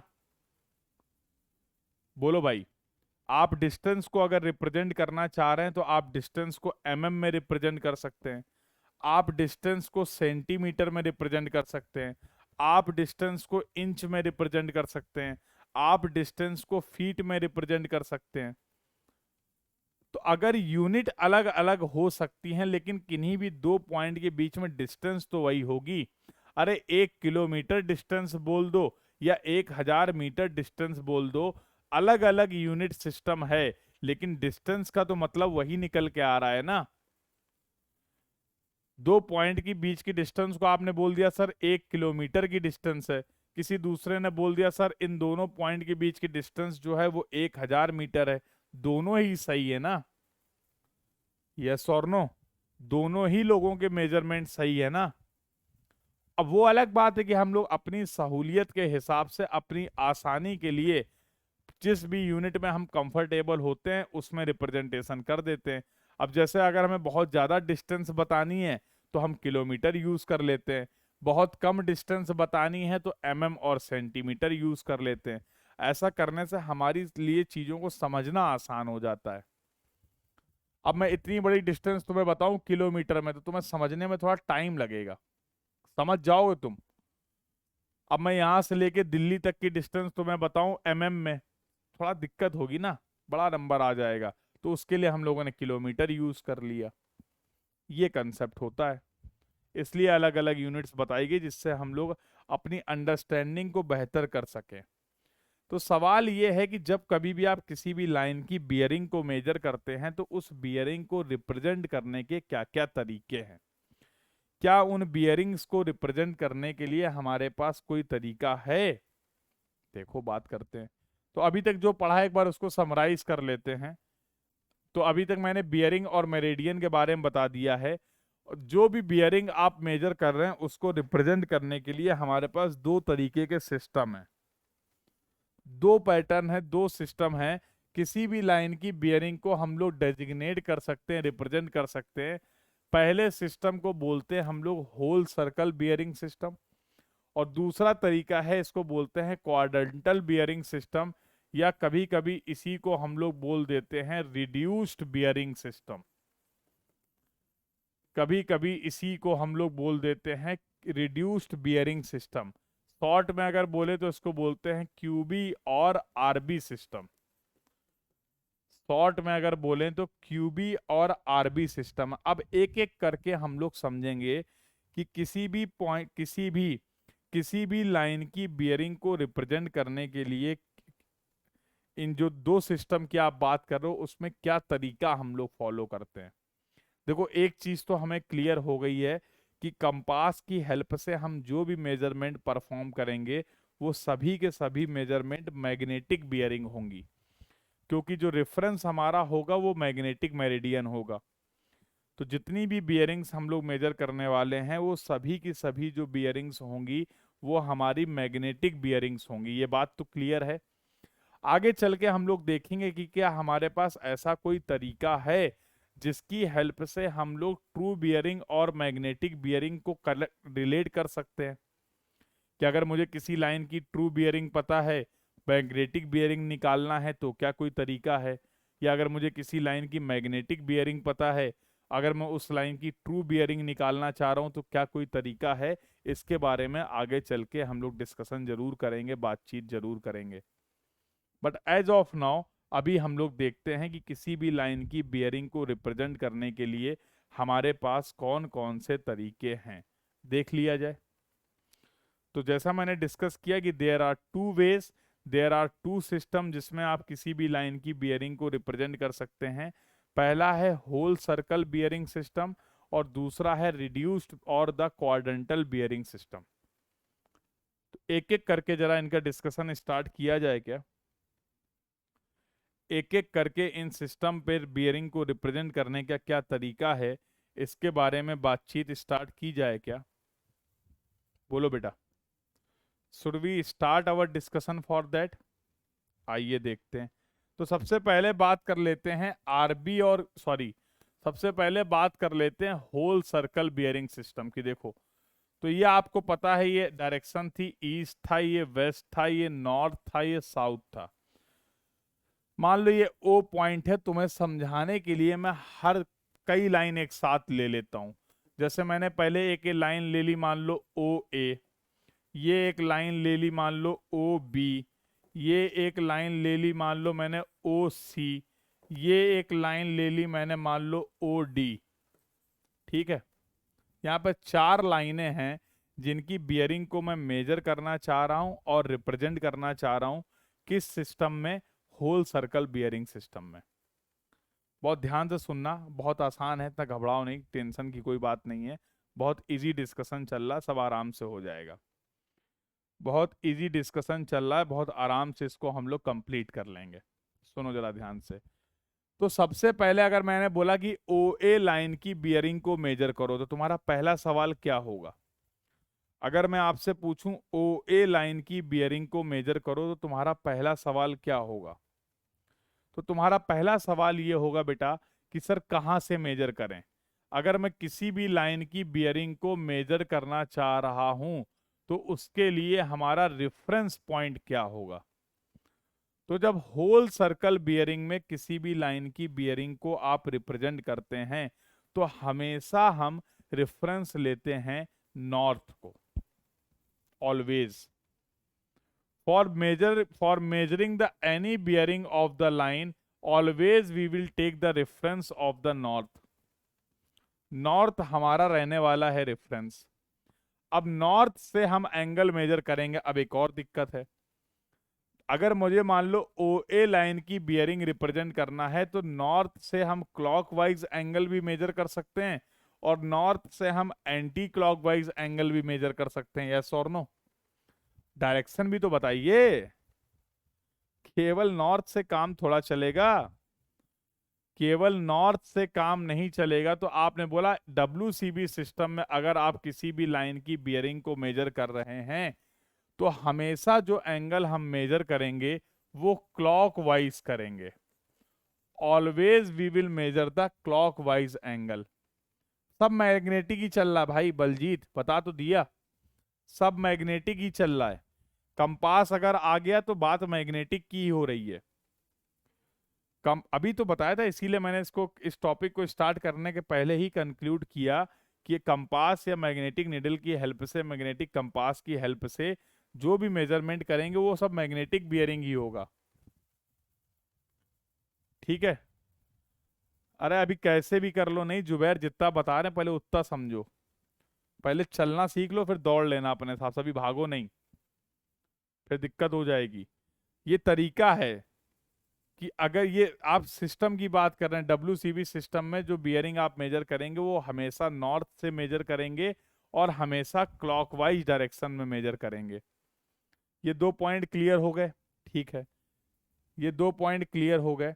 चलो, तो देखो जैसे फॉर एग्जांपल अगर मैं ओ ए लाइन की बियरिंग मेजर करूं तो क्या मैं लिख सकता हूं, ये θ1 जो होगा ये इस ओ ए लाइन की बियरिंग होगा। ये थीटा वन जो एंगल मैं देखो, theta one angle, this theta one angle we have measured from the north in the clockwise direction. ये थीटा वन जो एंगल हम लोगों ने मेजर किया है, ये नॉर्थ से मेजर किया है और क्लॉकवाइज डायरेक्शन में मेजर किया है। सिमिलरली अगर मुझे ओबी लाइन की बियरिंग दिखाना है तो कहना इसे this is going to be the angle theta two. Again for the line OB, again we have measured the angle from the north in the clockwise direction। फिर से हम लोगों ने एंगल को नॉर्थ से मेजर किया है और क्लॉकवाइज डायरेक्शन में मेजर किया है। कोई दिक्कत किसी को? जल्दी बोलो हाँ या ना। अगर मैं ओसी लाइन की बियरिंग को दिखाना चाह रहा हूं तो कहना इसे this theta three is going to be the bearing of the line OC in the WCB system. और सिमिलरली अगर मैं इस ओडी लाइन की बियरिंग को दिखाना चाह रहा हूं तो I can say this theta four is going to be the bearing of this line OD in the WCB system. मतलब अगर मैं यहां पर बियरिंग की रिप्रेजेंटेशन की बात करूं, अगर मैं बियरिंग के रिप्रेजेंटेशन की बात करूं तो क्या तुम्हें नहीं लगता केवल एंगल ही सफिशियंट है? अगर मैं केवल एंगल से ही किसी भी लाइन की पोजीशन मुझे पता चल जाएगी। केवल एंगल क्यों सफिशियंट है? क्योंकि रेफरेंस फिक्स है और डायरेक्शन फिक्स है। अरे भैया अगर मैं तुमसे बोलूं किसी लाइन की बियरिंग 360 डिग्री 350 डिग्री है तो तुम्हें पता चल जाएगा ना वो लाइन इस क्वाड्रेंट में लाई करेगी। यस और no? Just by knowing the angle, just by knowing the angle you will have the clear understanding about the position of the line। केवल एंगल भी अगर आपको बता दिया जाएगा तो आपको उस लाइन की पोजीशन के बारे में पता चल जाएगा कि वो लाइन कहां पर एग्जिस्ट कर रही है, वो लाइन कहां पर लाई कर रही है। यस और नो? मानते हो कि नहीं? तो मैंने लगता अगर डब्ल्यूसीबी सिस्टम में हम किसी भी लाइन की बियरिंग की बात कर रहे हैं तो देखो जैसे मैं लिखूं ओए लाइन की जो बियरिंग है वो थीटा वन है, ओबी लाइन की बियरिंग जो है वो थीटा टू है, ओसी लाइन की बियरिंग जो है वो थीटा थ्री है, ओडी लाइन की जो बियरिंग है वो थीटा फोर है।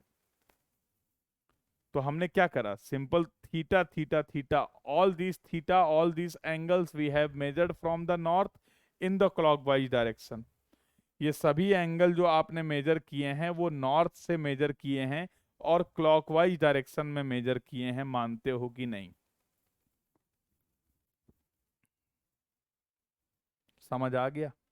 तो अगर मैं तुमसे पूछूं कि भाई मेरे एक बात बताओ, अगर किसी भी लाइन की बियरिंग को हम लोग डब्ल्यूसीबी सिस्टम में रिप्रेजेंट कर रहे हैं तो इस एंगल की रेंज क्या हो सकती है?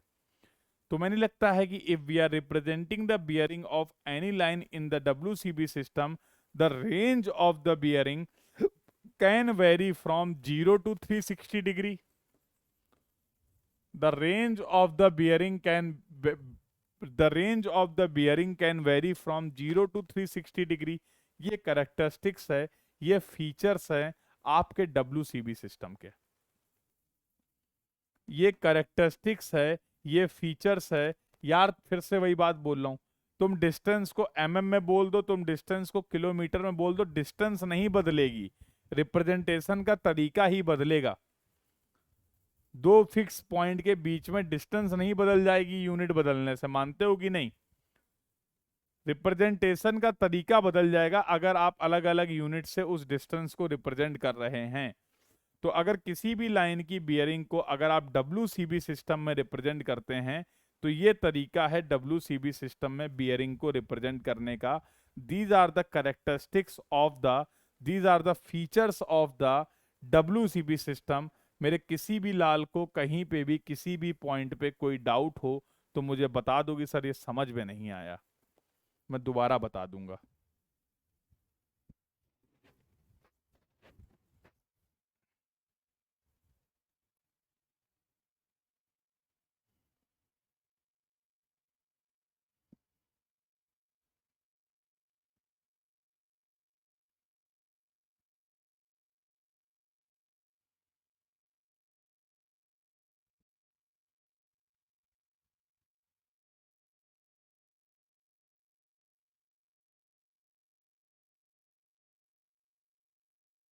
यस, बियरिंग इज नॉर्मली नहीं, bearing is the angle between the two line.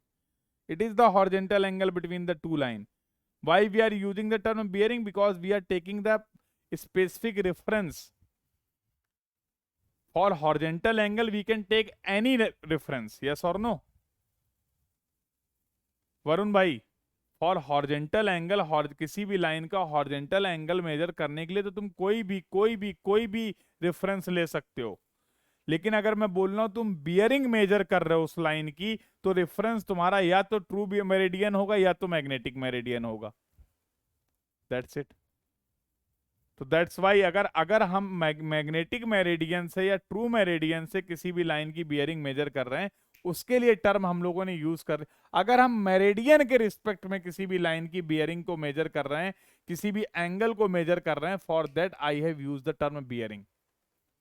अगर रेफरेंस हमारा मेरिडियन है, मेरिडियन के अलावा कोई भी रेफरेंस है, तो भी वो हॉरिजेंटल एंगल होगा. मेरिडियन के अलावा कोई भी एंगल आप मेजर करें तो उसको हम सिंपली हॉरिजेंटल एंगल बोलेंगे. लेकिन अगर रेफरेंस हमारा मेरिडियन हो गया, तो फिर टर्म हम लोग बियरिंग यूज करेंगे. अब क्लियर है? अब क्लियर है? कितने लोग ऐसे हैं जिनको लगता है सर्वेइंग बोरिंग सब्जेक्ट है? पहले अब ये बताओ, हैं? सर्वेइंग थ्योरेटिकल सब्जेक्ट है, सर्वेइंग बोरिंग सब्जेक्ट है, सर्वेइंग में मजा नहीं आता है, हैं?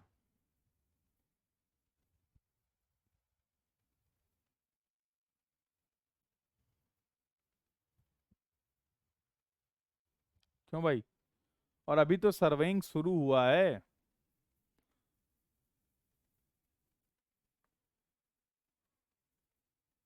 अभी तो खेल शुरू हुआ है.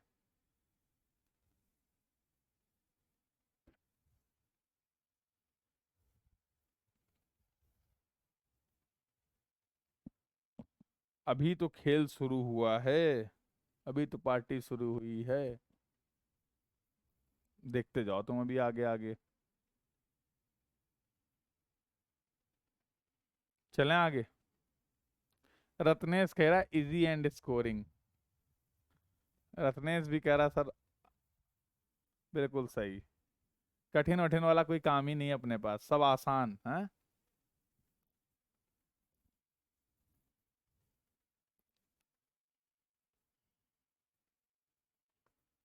ये तुम लोगों ने अलग ही बना दे. कठिन चीजें नहीं पढ़ा पाते हैं क्या हम?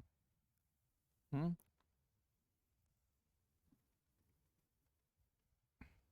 कह रहे हैं सर जो सब्जेक्ट पढ़ाएंगे वो इजी ही होगा.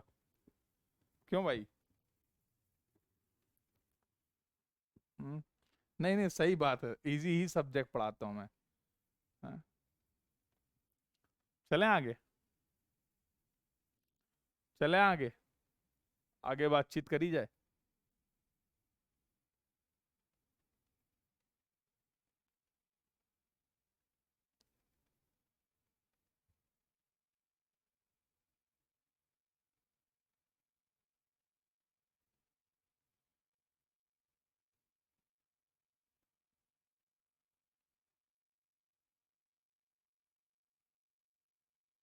चलें आगे.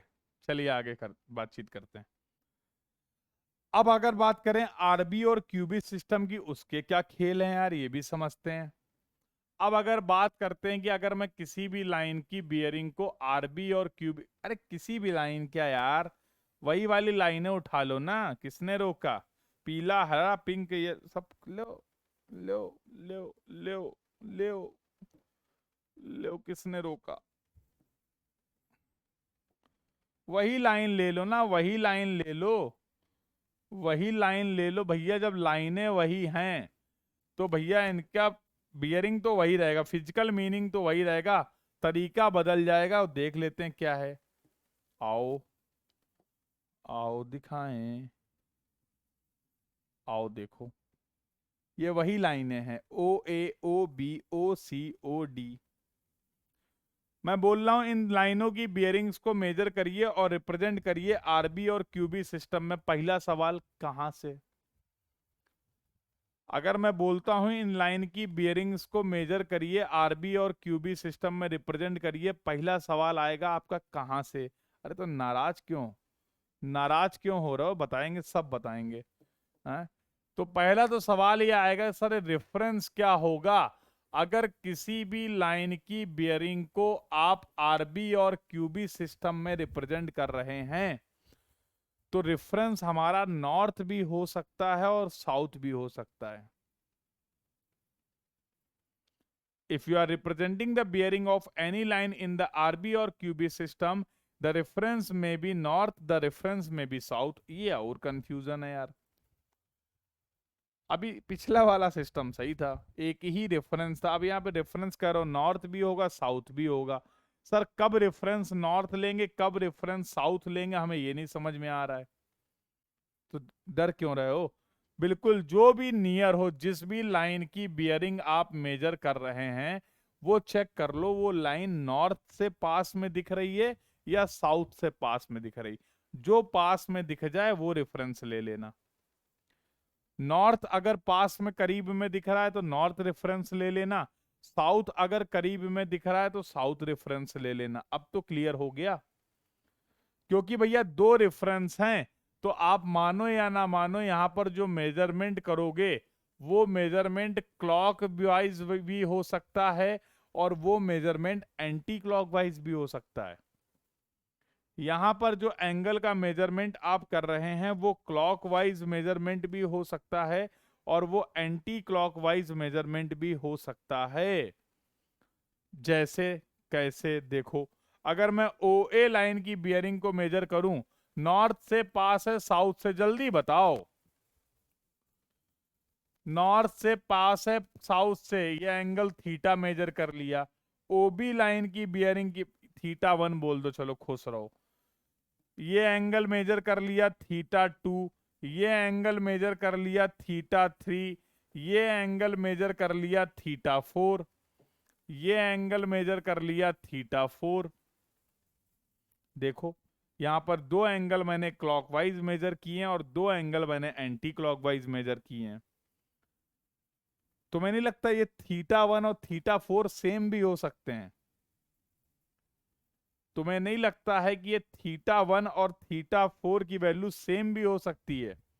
मान लो अगर थीटा 1 और थीटा 4 45 डिग्री हैं, मैंने आपने मुझसे पूछा कि सर किसी एक लाइन की बियरिंग जो है, आपने मुझे बताया किसी भी लाइन की जो बियरिंग है सर वो 45 डिग्री है। अब कौन सा 45 कंसीडर करें, अब बताओ। अब कौन सा 45, ओ ए लाइन की बात कर रहे हो या ओबी ओडी लाइन की बात कर रहे हो, मुझे कैसे पता चलेगा अगर केवल एंगल बताओगे। तुम्हें नहीं लग रहा है, क्योंकि यहां पर हम मेजरमेंट जो कर रहे हैं वो क्लॉकवाइज भी कर सकते हैं एंटी क्लॉकवाइज भी कर सकते हैं, वो नॉर्थ से भी कर सकते हैं वो साउथ से भी कर सकते हैं। तो केवल एंगल से काम नहीं चलेगा, केवल एंगल से हम किसी भी लाइन को परफेक्टली लोकेट नहीं कर पाएंगे, कंफ्यूज हो जाएंगे। यस, तो हमें डायरेक्शन भी बतानी पड़ेगी। तो अगर मुझे बताना है कि ओए लाइन की जो बियरिंग है तो मैं लिखूंगा ये बियरिंग मैंने मेजर की है नॉर्थ से थीटा 1 डिग्री ईस्ट की तरफ। ये लो, इस तरीके से ओए की बियरिंग रिप्रेजेंट करेंगे तब कंफ्यूजन खत्म होगा। जब हम इस तरीके से ओए की बियरिंग को रिप्रेजेंट करेंगे तब कंफ्यूजन खत्म होगा, अदरवाइज कंफ्यूजन होता रहेगा, अदरवाइज कंफ्यूजन हो जाएगा। ओबी की बियरिंग को अगर मुझे रिप्रेजेंट करना तो मैं बोलूंगा साउथ से मेजर किया है, थीटा 2 डिग्री एंगल मेजर किया है टूवर्ड्स द ईस्ट। ओ सी और ओ डी, ओसी की जो बियरिंग है वो साउथ से मेजर की है, थीटा 3 मेजर की है और कहां तक की है, टूवर्ड्स वेस्ट की है। ओडी की बियरिंग जो है नॉर्थ से मेजर की है, थीटा 4 मेजर की है और वेस्ट की तरफ मेजर की है। In this way we can represent the bearing of any line in the RB और QB system along with the angle. You also need to mention the reference and the direction. केवल angle से यहां पर काम नहीं चलेगा, केवल angle से कंफ्यूजन हो जाएगा। कोई एंगल आप बता रहे हैं, वो एंगल क्लॉकवाइज है या एंटी क्लॉकवाइज है, ये हमें नहीं पता है। वो एंगल आपने नॉर्थ से मेजर किया है या साउथ से मेजर किया है, ये भी हमें नहीं पता है। तो ऐसे हालात में, ऐसे सिचुएशन में हम अपनी लाइन को exactly locate, correctly locate, accurately locate नहीं कर पाएंगे, एक्यूरेटली लोकेट नहीं कर पाएंगे। मानते हो कि नहीं? तो अगर मैं पूछूं कि अगर आप किसी भी लाइन की बियरिंग को WCB, ये हो गई बात रिप्रेजेंटेशन की।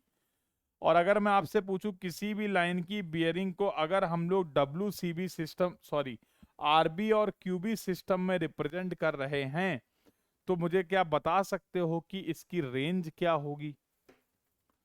तो क्या मुझे बता सकते हो कि what will be the range? क्या मुझे बता सकते हो कि what will be the range of the bearing? अरे बिल्कुल। अगर एंगल के टर्म्स में बात करें तो यहाँ पर किसी भी लाइन की जो बियरिंग होगी वो 0 से लेके 90 डिग्री तक वेरी कर सकती है। किसी भी लाइन की जो बियरिंग होगी वो 0 से लेके 90 डिग्री तक वेरी कर सकती है। इस तरीके से हम किसी भी लाइन की बियरिंग को रिप्रेजेंट कर सकते हैं RB और QB सिस्टम में। In this way, we can represent the bearing of any line in RB or QB system. Point is clear to everyone. अगर ये दोनों सिस्टम में बियरिंग का रिप्रेजेंटेशन सभी को क्लियर है तो एक बार मुझे कंफर्म कर दो चैट बॉक्स में। तरीके हैं लेकिन पोजीशन तो, तरीके अलग अलग हैं लेकिन पोजीशन तो सेम ही है ना। न्यूमेरिकल विद पोल कराइए प्लीज। सब करा देंगे, तुम पहले पहले कंफर्म करो डिस्कशन क्लियर है कि नहीं, डिस्कशन क्लियर है कि नहीं।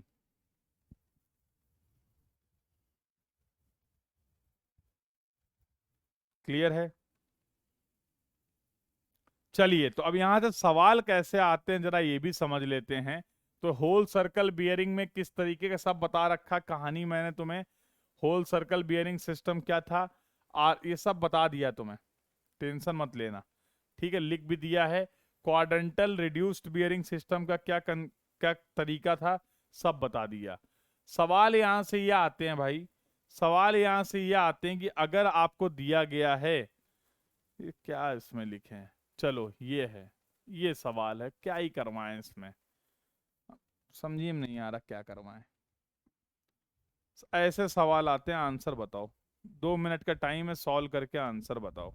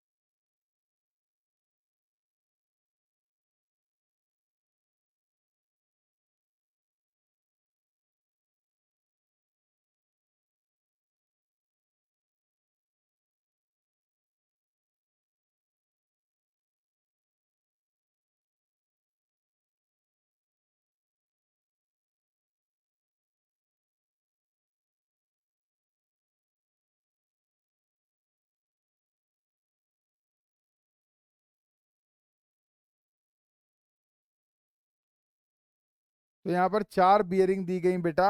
These bearings are given in which format?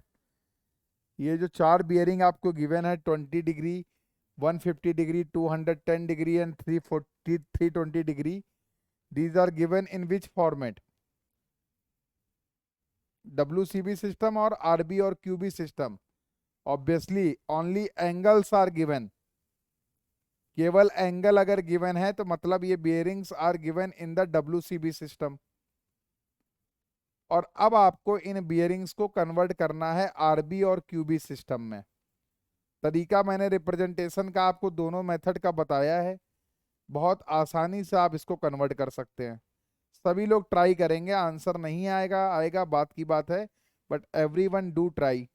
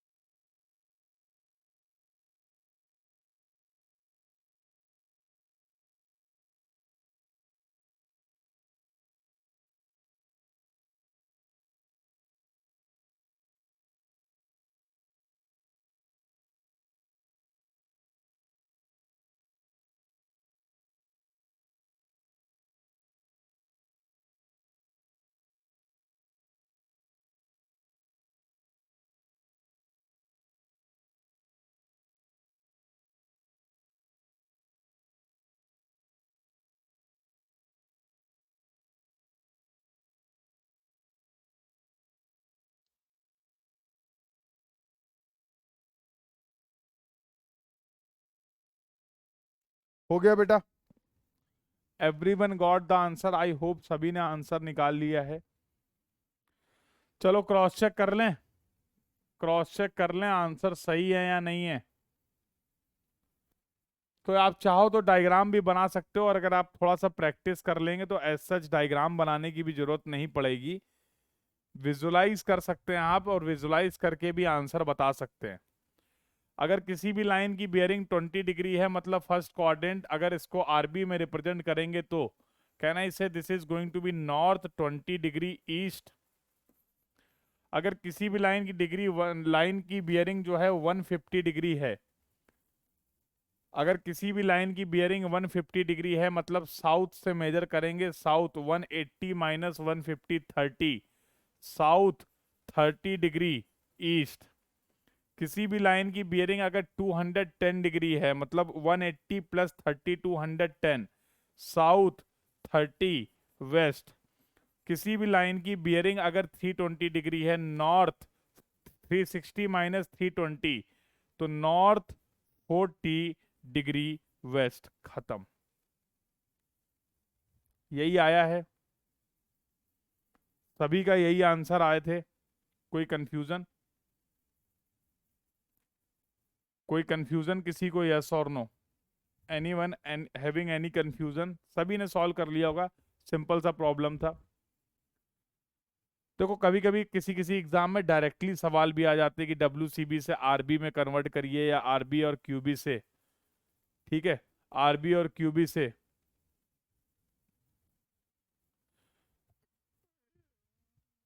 अरे भैया, माइनस क्यों नहीं करना पड़ेगा? माइनस क्यों नहीं करना पड़ेगा? एंगल्स तो करेक्ट वैल्यू लेनी पड़ेगी ना। इसका आगे यूज क्या है कि जैसे अभी हम लोग एंगल्स वगैरह कैलकुलेट करेंगे, लोकल अट्रैक्शन की बात करेंगे। अब मुझे बताओ कौन सा सिस्टम आपको कन्वीनियंट लग रहा है। देखो दोनों ही सही हैं, सही गलत ऐसा नहीं कि ये सिस्टम सही है ये सिस्टम गलत है। दोनों ही सिस्टम आपने पढ़ लिया, आरबी सिस्टम पढ़ लिया, क्यूबी सिस्टम पढ़ लिया और डब्ल्यूसीबी सिस्टम भी पढ़ लिया। किस सिस्टम में किसी भी लाइन की बियरिंग को कन्वर्ट करना कन्वीनियंट लग रहा है, आसान लग रहा है, आपको इजी लग रहा है, तो मेरे हिसाब से आपका जवाब आएगा डब्ल्यूसीबी। क्योंकि वहां पर कोई कंफ्यूजन नहीं है। वहां पर रेफरेंस हमारा फिक्स है कि हमेशा हम नॉर्थ से ही एंगल मेजर करेंगे। डायरेक्शन भी हमारी फिक्स है कि always we will measure the clockwise angle. तो कोई कंफ्यूजन नहीं है डायरेक्शन का लेके, यस और नो। तो हम आगे भी जैसे अभी जो आगे भी टॉपिक आने वाले हैं उनके बारे में बातचीत करेंगे। तो जनरली हम लोग बियरिंग्स को डब्ल्यूसीबी सिस्टम में ही रिप्रेजेंट करेंगे। अगर numerical exam point of view से बात किया जाए तो जरूरी नहीं कि सवाल में हमेशा बियरिंग्स आपको डब्ल्यूसीबी सिस्टम में ही दी जाएं, ऐसा कोई कंपलसरी तो है नहीं। तो सवाल में हो सकता है कि आपको जो डेटा गिवन हो वो आरबी और क्यूबी सिस्टम में गिवन हो। लेकिन हम जानते हैं कि आरबी और क्यूबी सिस्टम में अगर हम प्रॉब्लम को सॉल्व कर रहे हैं और एग्जाम के प्रेशर में सॉल्व कर रहे हैं तो वहां पर कुछ संभावनाएं हैं, देयर में भी सम चांसेस कि हमारे एरर हो सकती है, मिस्टेक हो सकती है। थोड़ी सी भी सावधानी हटी दुर्घटना घट जाएगी आरबी और क्यूबी सिस्टम में। तो इसका बेस्ट तरीका क्या होता है कि अगर उन्होंने सवाल में डेटा हमें कभी आरबी और क्यूबी सिस्टम में दे भी दिया तो हम क्विकली क्या कर लेंगे, उन सभी बियरिंग्स को डब्ल्यूसीबी सिस्टम में कन्वर्ट कर लेंगे। और once the problem will be in WCB system, अगर एक बार हमारी जो प्रॉब्लम है वो डब्ल्यूसीबी सिस्टम में आ गई फिर कोई दिक्कत ही नहीं है। हम उस डब्ल्यूसीबी सिस्टम में इजीली सॉल्व कर लेंगे। अब हो सकता है कि आंसर आपसे फिर से आरबी और क्यूबी सिस्टम में पूछा गया हो, तो जो भी आंसर हमारा आएगा हम उसको अगेन आसानी से आरबी और क्यूबी सिस्टम में, जिस सिस्टम में क्वेश्चन की रिक्वायरमेंट है, उस अपने आंसर को रिपोर्ट कर सकते हैं, यस और नो। तो that approach we will follow. तो जनरली जो कॉमन प्रैक्टिस होती है कि हम बियरिंग्स को डब्ल्यूसीबी सिस्टम में ज़्यादा रिप्रेजेंट करते हैं, और उसके क्या रीज़न है ये फीचर्स समझे जब हम लोगों ने डब्ल्यूसीबी और आरबी और क्यूबी सिस्टम के, तो ये बात क्लियर हो गई है। ठीक है। ऐसा ही सवाल आपको देखने को मिल सकता है कि now these bearings are given in the RB और QB system, now convert these bearing in the WCB system. कर लो ये भी कर लो, कर लो ये भी कर लो प्रैक्टिस के लिए।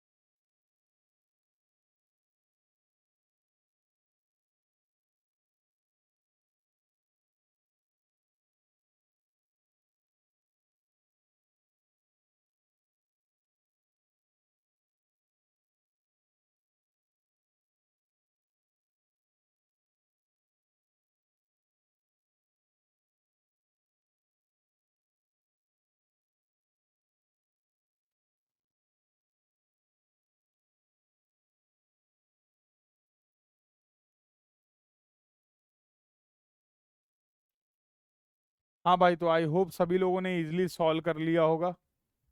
शुड आई एक्सप्लेन दिस और सॉल्व कर लिया, बस एक बार यस और नो में ये बता दो। शुड आई एक्सप्लेन दिस और यू गॉट द आंसर? सभी लोगों के आंसर आ गए हैं, एक बार कंफर्म कर दो जरा चैट बॉक्स में। सभी के आंसर आ गए? कोई प्रॉब्लम किसी को? तो नाउ यू नो इजिली कैसे हम लोग WCB से RB और QB सिस्टम में बियरिंग्स को रिप्रेजेंट कर सकते हैं, या फिर RB और QB सिस्टम से किस तरीके से। अच्छा, एक्सप्लेन करना है, चलो भाई एक्सप्लेन कर देते, कुछ लोग को दिक्कत आ रही है। तो let's see the solution part. चलो देखो, पहला एक्सप्लेन करते हैं। North 25 degree 30 minute west.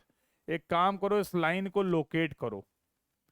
एक काम करो, इस लाइन को लोकेट करो। तो नॉर्थ 25 डिग्री 30 मिनट वेस्ट, तो ये एंगल दे रखा गया 25 डिग्री 30 मिनट। तो ये लाइन है तुम्हारी north 25 degree 30 minute west. Yes और नो बोलो भाई। अरे जो बियरिंग गिवन है उसके बेसिस पे लाइन तो लोकेट कर लोगे। ये जो बियरिंग गिवन है इसके बेसिस पे लाइन को तो लोकेट कर लोगे। यस और नो, इसमें तो कोई दिक्कत नहीं है। वो लोग आंसर करेंगे, वो लोग कमेंट करेंगे जो नहीं सॉल्व कर पाए थे। जिन्होंने सॉल्व कर लिया बहुत अच्छी बात है, those who have solved no problem. अगर इसी लाइन की बियरिंग को मुझे होल सर्कल बियरिंग में मेजर करना है, तो क्या तरीका था होल सर्कल बियरिंग में होल सर्कल सिस्टम में बियरिंग को रिप्रेजेंट करने का? अगर किसी भी लाइन की बियरिंग को आप होल सर्कल अगर किसी भी लाइन की बियरिंग को आप होल सर्कल बियरिंग में रिप्रेजेंट करना चाह रहे हैं तो रेफरेंस क्या होगा? अरे कोई दिक्कत नहीं, बता रहा हूं, समझ में आ जाएगा वरुण, टेंशन मत लो। अगर किसी भी लाइन की बियरिंग को आप होल सर्कल बियरिंग में रिप्रेजेंट करना चाह रहे हैं तो रेफरेंस क्या होगा, नॉर्थ या south in the WCB system? Always we will measure the angle from the north in the clockwise direction. किसी भी लाइन की बियरिंग को WCB सिस्टम में रिप्रेजेंट करने के लिए जो एंगल होगा वो हमेशा हम नॉर्थ से मेजर करेंगे और क्लॉकवाइज डायरेक्शन में मेजर करेंगे, ये तो पता है ना। चलो अच्छी बात है। मतलब अगर मैं इसी लाइन की बियरिंग को WCB में रिप्रेजेंट करना चाह रहा हूं तो मुझे ये थीटा पता होना चाहिए। केवल ये थीटा की वैल्यू आपको निकालनी है। पूरा एंगल होता है 360 डिग्री। 360 डिग्री में अगर मैं 25 डिग्री 30 मिनट को माइनस कर दूं तो तुम्हें नहीं लगता थीटा आ जाएगा और ये उस लाइन की बियरिंग का रिप्रेजेंटेशन हो जाएगा इन द WCB सिस्टम? ये करना था केवल, ये करना था केवल, बताओ। तो जिनको भी दिक्कत आ रही थी अभी बताओ क्लियर है? बाकी और भी एक्सप्लेन करने के अब हो जाएंगे, जैसा बताओ, मुझे कोई प्रॉब्लम नहीं है। बाकी प्रॉब्लम एक्सप्लेन करने हैं या सॉल्व कर सकते हैं अब आप? बाकी प्रॉब्लम एक्सप्लेन करने हैं या सॉल्व कर सकते हैं? तो जैसे आपने देखा था कि कम चैन सर्वे के केस में या टेप के केस में हमारे पास अलग अलग तरीके की चैन थी और अलग अलग तरीके के टेप थी। यस और no, we have discussed about the cloth tape, metallic tape, invar tape, yes, glass fiber tape. We have discussed about the Gunter's chains, revenue chains, engineers chains, metric chains. कल सब बात करी थी हम लोगों ने। यस और नो, उसी तरीके से कंपास सर्वेइंग में मेजरमेंट के लिए हमारे पास दो तरीके के कंपास होते हैं जो जिसके बारे में अगली क्लास में हम लोग बातचीत करेंगे। जिसके बारे में हम लोग अगली क्लास में बातचीत करेंगे। दो तरीके के इंस्ट्रूमेंट अवेलेबल हैं। एक हमारा होता है प्रिज्मेटिक कंपास, एक हमारे पास होता है प्रिज्मेटिक कंपास। इसकी कंस्ट्रक्शन डिटेल क्या होती, इनके फीचर्स क्या होते हैं, ये हमारे डिस्कशन का पार्ट है, तो चिंता मत करना, ठीक है। क्या कंस्ट्रक्शन डिटेल होती, कैसे मेजरमेंट करते हैं, इनके कुछ फीचर्स अगर हमें पता चल जाएं तो इनसे रूबरू होंगे हम लोग, इनसे रूबरू होंगे, इनसे बातचीत करेंगे, ठीक है। कि कंपास के क्या क्या मेन पार्ट्स होते हैं, इससे किस तरीके से मेजरमेंट किया जाता है, कैसे हम बियरिंग्स को मेजर कर सकते हैं, क्या अप्रोच रहती है और फील्ड वर्क में क्या क्या चीज़ें रिक्वायर्ड है, कैसे फील्ड वर्क करते हैं, इनके टेम्परेरी एडजस्टमेंट क्या होते हैं, टेम्परेरी एडजस्टमेंट क्या होता है, क्यों हम प्रोवाइड कर रहे हैं इंस्ट्रूमेंट को टेम्परेरी एडजस्टमेंट, ये सारी बातें हम लोग करेंगे डिस्कशन। अभी क्या बताना चाह रहा हूं ये समझो। तो एक होता है हमारे पास प्रिज्मेटिक कंपास और एक होता है हमारे पास सर्वेयर कंपास। ये दो तरीके के कंपास होते हैं जो हम लोग कंपास सर्वे में यूज करते हैं। मोस्ट कॉमनली कंपास कौन सा है, ज्यादातर हम कौन से कंपास को यूज करते हैं? ज्यादातर अगर आप देखोगे फील्ड में जहां पर भी कंपास सर्वे होगा तो देयर आर मोर चांसेस कि वहां पर आपको देखने को मिलेगा प्रिज्मेटिक कंपास। प्रिज्मेटिक कंपास का यूज ज्यादा होता है। जब इसकी कंस्ट्रक्शन डिटेल और इसकी फंक्शनिंग के बारे में बातचीत करेंगे तो फिर और अच्छे से एक्सप्लेन करेंगे और समझ पाएंगे कि प्रिज्मेटिक कंपास ज्यादा वाइडली यूज्ड क्यों है, मोस्ट कॉमन यूज्ड क्यों क्यों है। अभी जो हम लोगों ने पढ़ा है उसके बेसिस पे जो मैं बात बताना चाह रहा था, प्रिज्मेटिक कंपास की जो वर्किंग होती है बेटा वो WCB सिस्टम में होती है। प्रिज्मेटिक कंपास से जब आप बियरिंग्स को मेजर करते हैं, रीडिंग्स को मेजर करते हैं, तो वो रीडिंग्स और बियरिंग्स हम मेजर करते हैं WCB सिस्टम में, होल सर्कल बियरिंग सिस्टम में। The working of the prismatic compass is based on the WCB system, whereas the working of the surveyor compass is based on the RB or QB system. Whereas the working of the surveyor compass is based on the RB और QB system, reduced bearing system या फिर quadrantal bearing system में ये based होता है। इसके basis पे अब मैं ये भी कमेंट कर सकता हूं कि अगर मैं प्रिज्मेटिक कंपास से किसी भी लाइन की बियरिंग को मेजर कर रहा हूं तो क्या आप मुझे ये बता सकते हैं कि उस लाइन की बियरिंग की रेंज क्या हो सकती है? बिल्कुल बता सकते हैं। उस लाइन की बियरिंग की रेंज क्या हो सकती है, क्या आप ये बता सकते हैं? अरे भैया, अगर प्रिज्मेटिक कंपास WCB सिस्टम में काम कर रहा है तो वहां पर जो बियरिंग्स की रेंज आएगी बिल्कुल बता सकते हैं। वो रेंज क्या होगी? 0 to 360 डिग्री। अभी तो पढ़ा था। जीरो कह रहे हैं 0 to 180 डिग्री। हर्ष किसने बता दिया 0 to 180 डिग्री? ये कहाँ से विचार आ गया 0 से 180 डिग्री का? हर्ष बताओगे मुझे? हर्ष मुझे बताओ।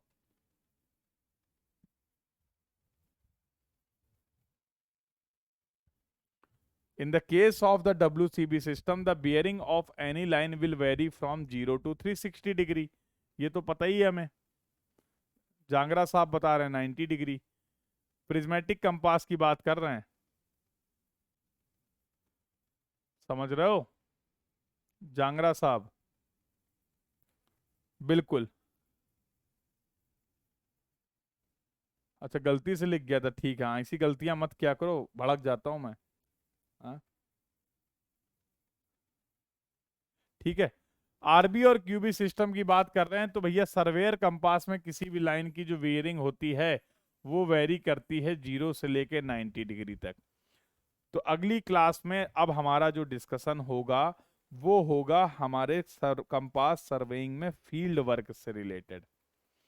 कि कंपास क्या होता है पहले ये समझेंगे, थोड़े से कैरेक्टरिस्टिक्स समझेंगे, थोड़े से फीचर्स समझेंगे हम लोग प्रिज्मेटिक कंपास के बारे में और सर्वेयर कंपास के बारे में। फिर इन कंपास को लेके चलेंगे फील्ड में। फिर इन कंपास को लेके चलेंगे फील्ड में और वहां पर अलग अलग लाइन की बियरिंग्स को मेजर करेंगे। प्रैक्टिकली कोशिश करेंगे समझने की कि फील्ड वर्क कैसे करते हैं। उस दौरान हम लोग डिस्कस करेंगे कि इनके टेम्परेरी एडजस्टमेंट क्या होते हैं, what are the various measurements that we are going to perform on the field.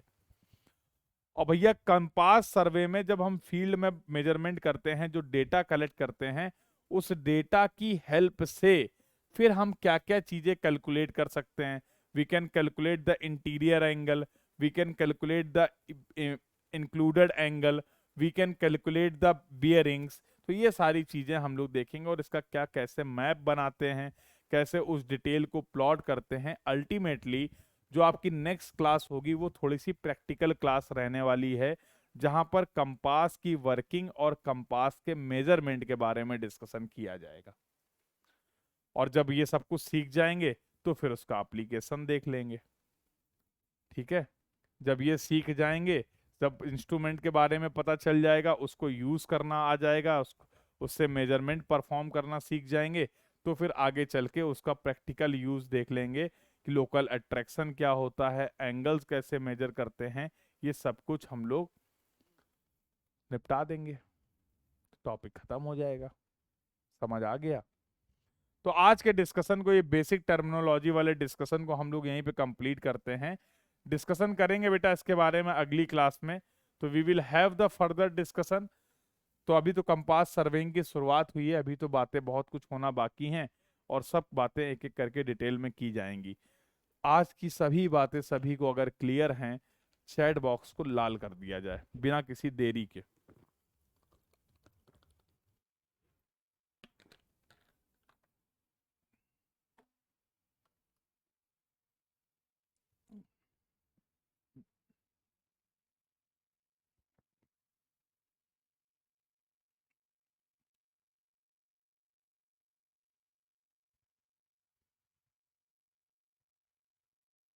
Thank you बेटा, थैंक यू थैंक यू। अरे अभी कहाँ गुड नाइट, अभी तो खाना पीना नहीं खाने दोगे क्या?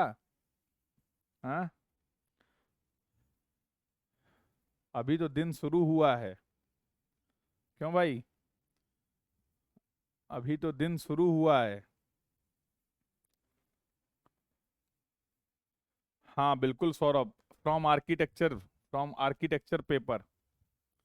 अभी रुक जाओ, अभी कंपास सर्वेइंग के क्वेश्चन मत लगाओ, अभी बहुत बेसिक क्वेश्चन मिलेंगे देखने को। ठीक है, अभी बहुत बेसिक क्वेश्चन देखने को मिलेंगे, तो अभी रुक जाओ। कल की क्लास के बाद जब मेजरमेंट का डिस्कशन कर लेंगे, ठीक है, कल जब मेजरमेंट की बात कर लेंगे, फील्ड वर्क की बात कर लेंगे, तो फिर क्वेश्चंस प्रैक्टिस करना, कोई दिक्कत नहीं। अभी लीनियर मेजरमेंट के तक के सवाल कंप्लीट कर लो, फंडामेंटल और लीनियर मेजरमेंट तक के सवाल कंप्लीट कर लो, वो ज़्यादा इंपॉर्टेंट है। तो कंपास में भी आपके पास थोड़ा सा टाइम है।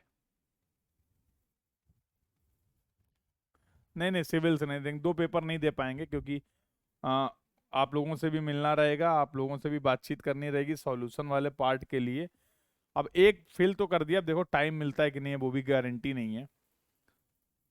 ठीक है, दे पाएंगे नहीं दे पाएंगे अभी कुछ कंफर्म नहीं है, क्योंकि सेंटर मैंने रखा है कानपुर, और हो सकता है आपके सॉल्यूशन के लिए अपडेट क्या आती है उस पर डिपेंड करेगा। उसमें भी बहुत सारे, डिपेंडिंग अपॉन द टाइम, कई बार टाइम मिल जाता है मोस्टली तो फिर दे देते हैं, नहीं मिलता तो नहीं दे पाते। तो आ जाएगी, क्या दिक्कत है, क्या करेंगे? हाँ? आएगी तो बता देंगे तुमको, नहीं आएगी नहीं होगा तो भी बता देंगे, क्या दिक्कत है?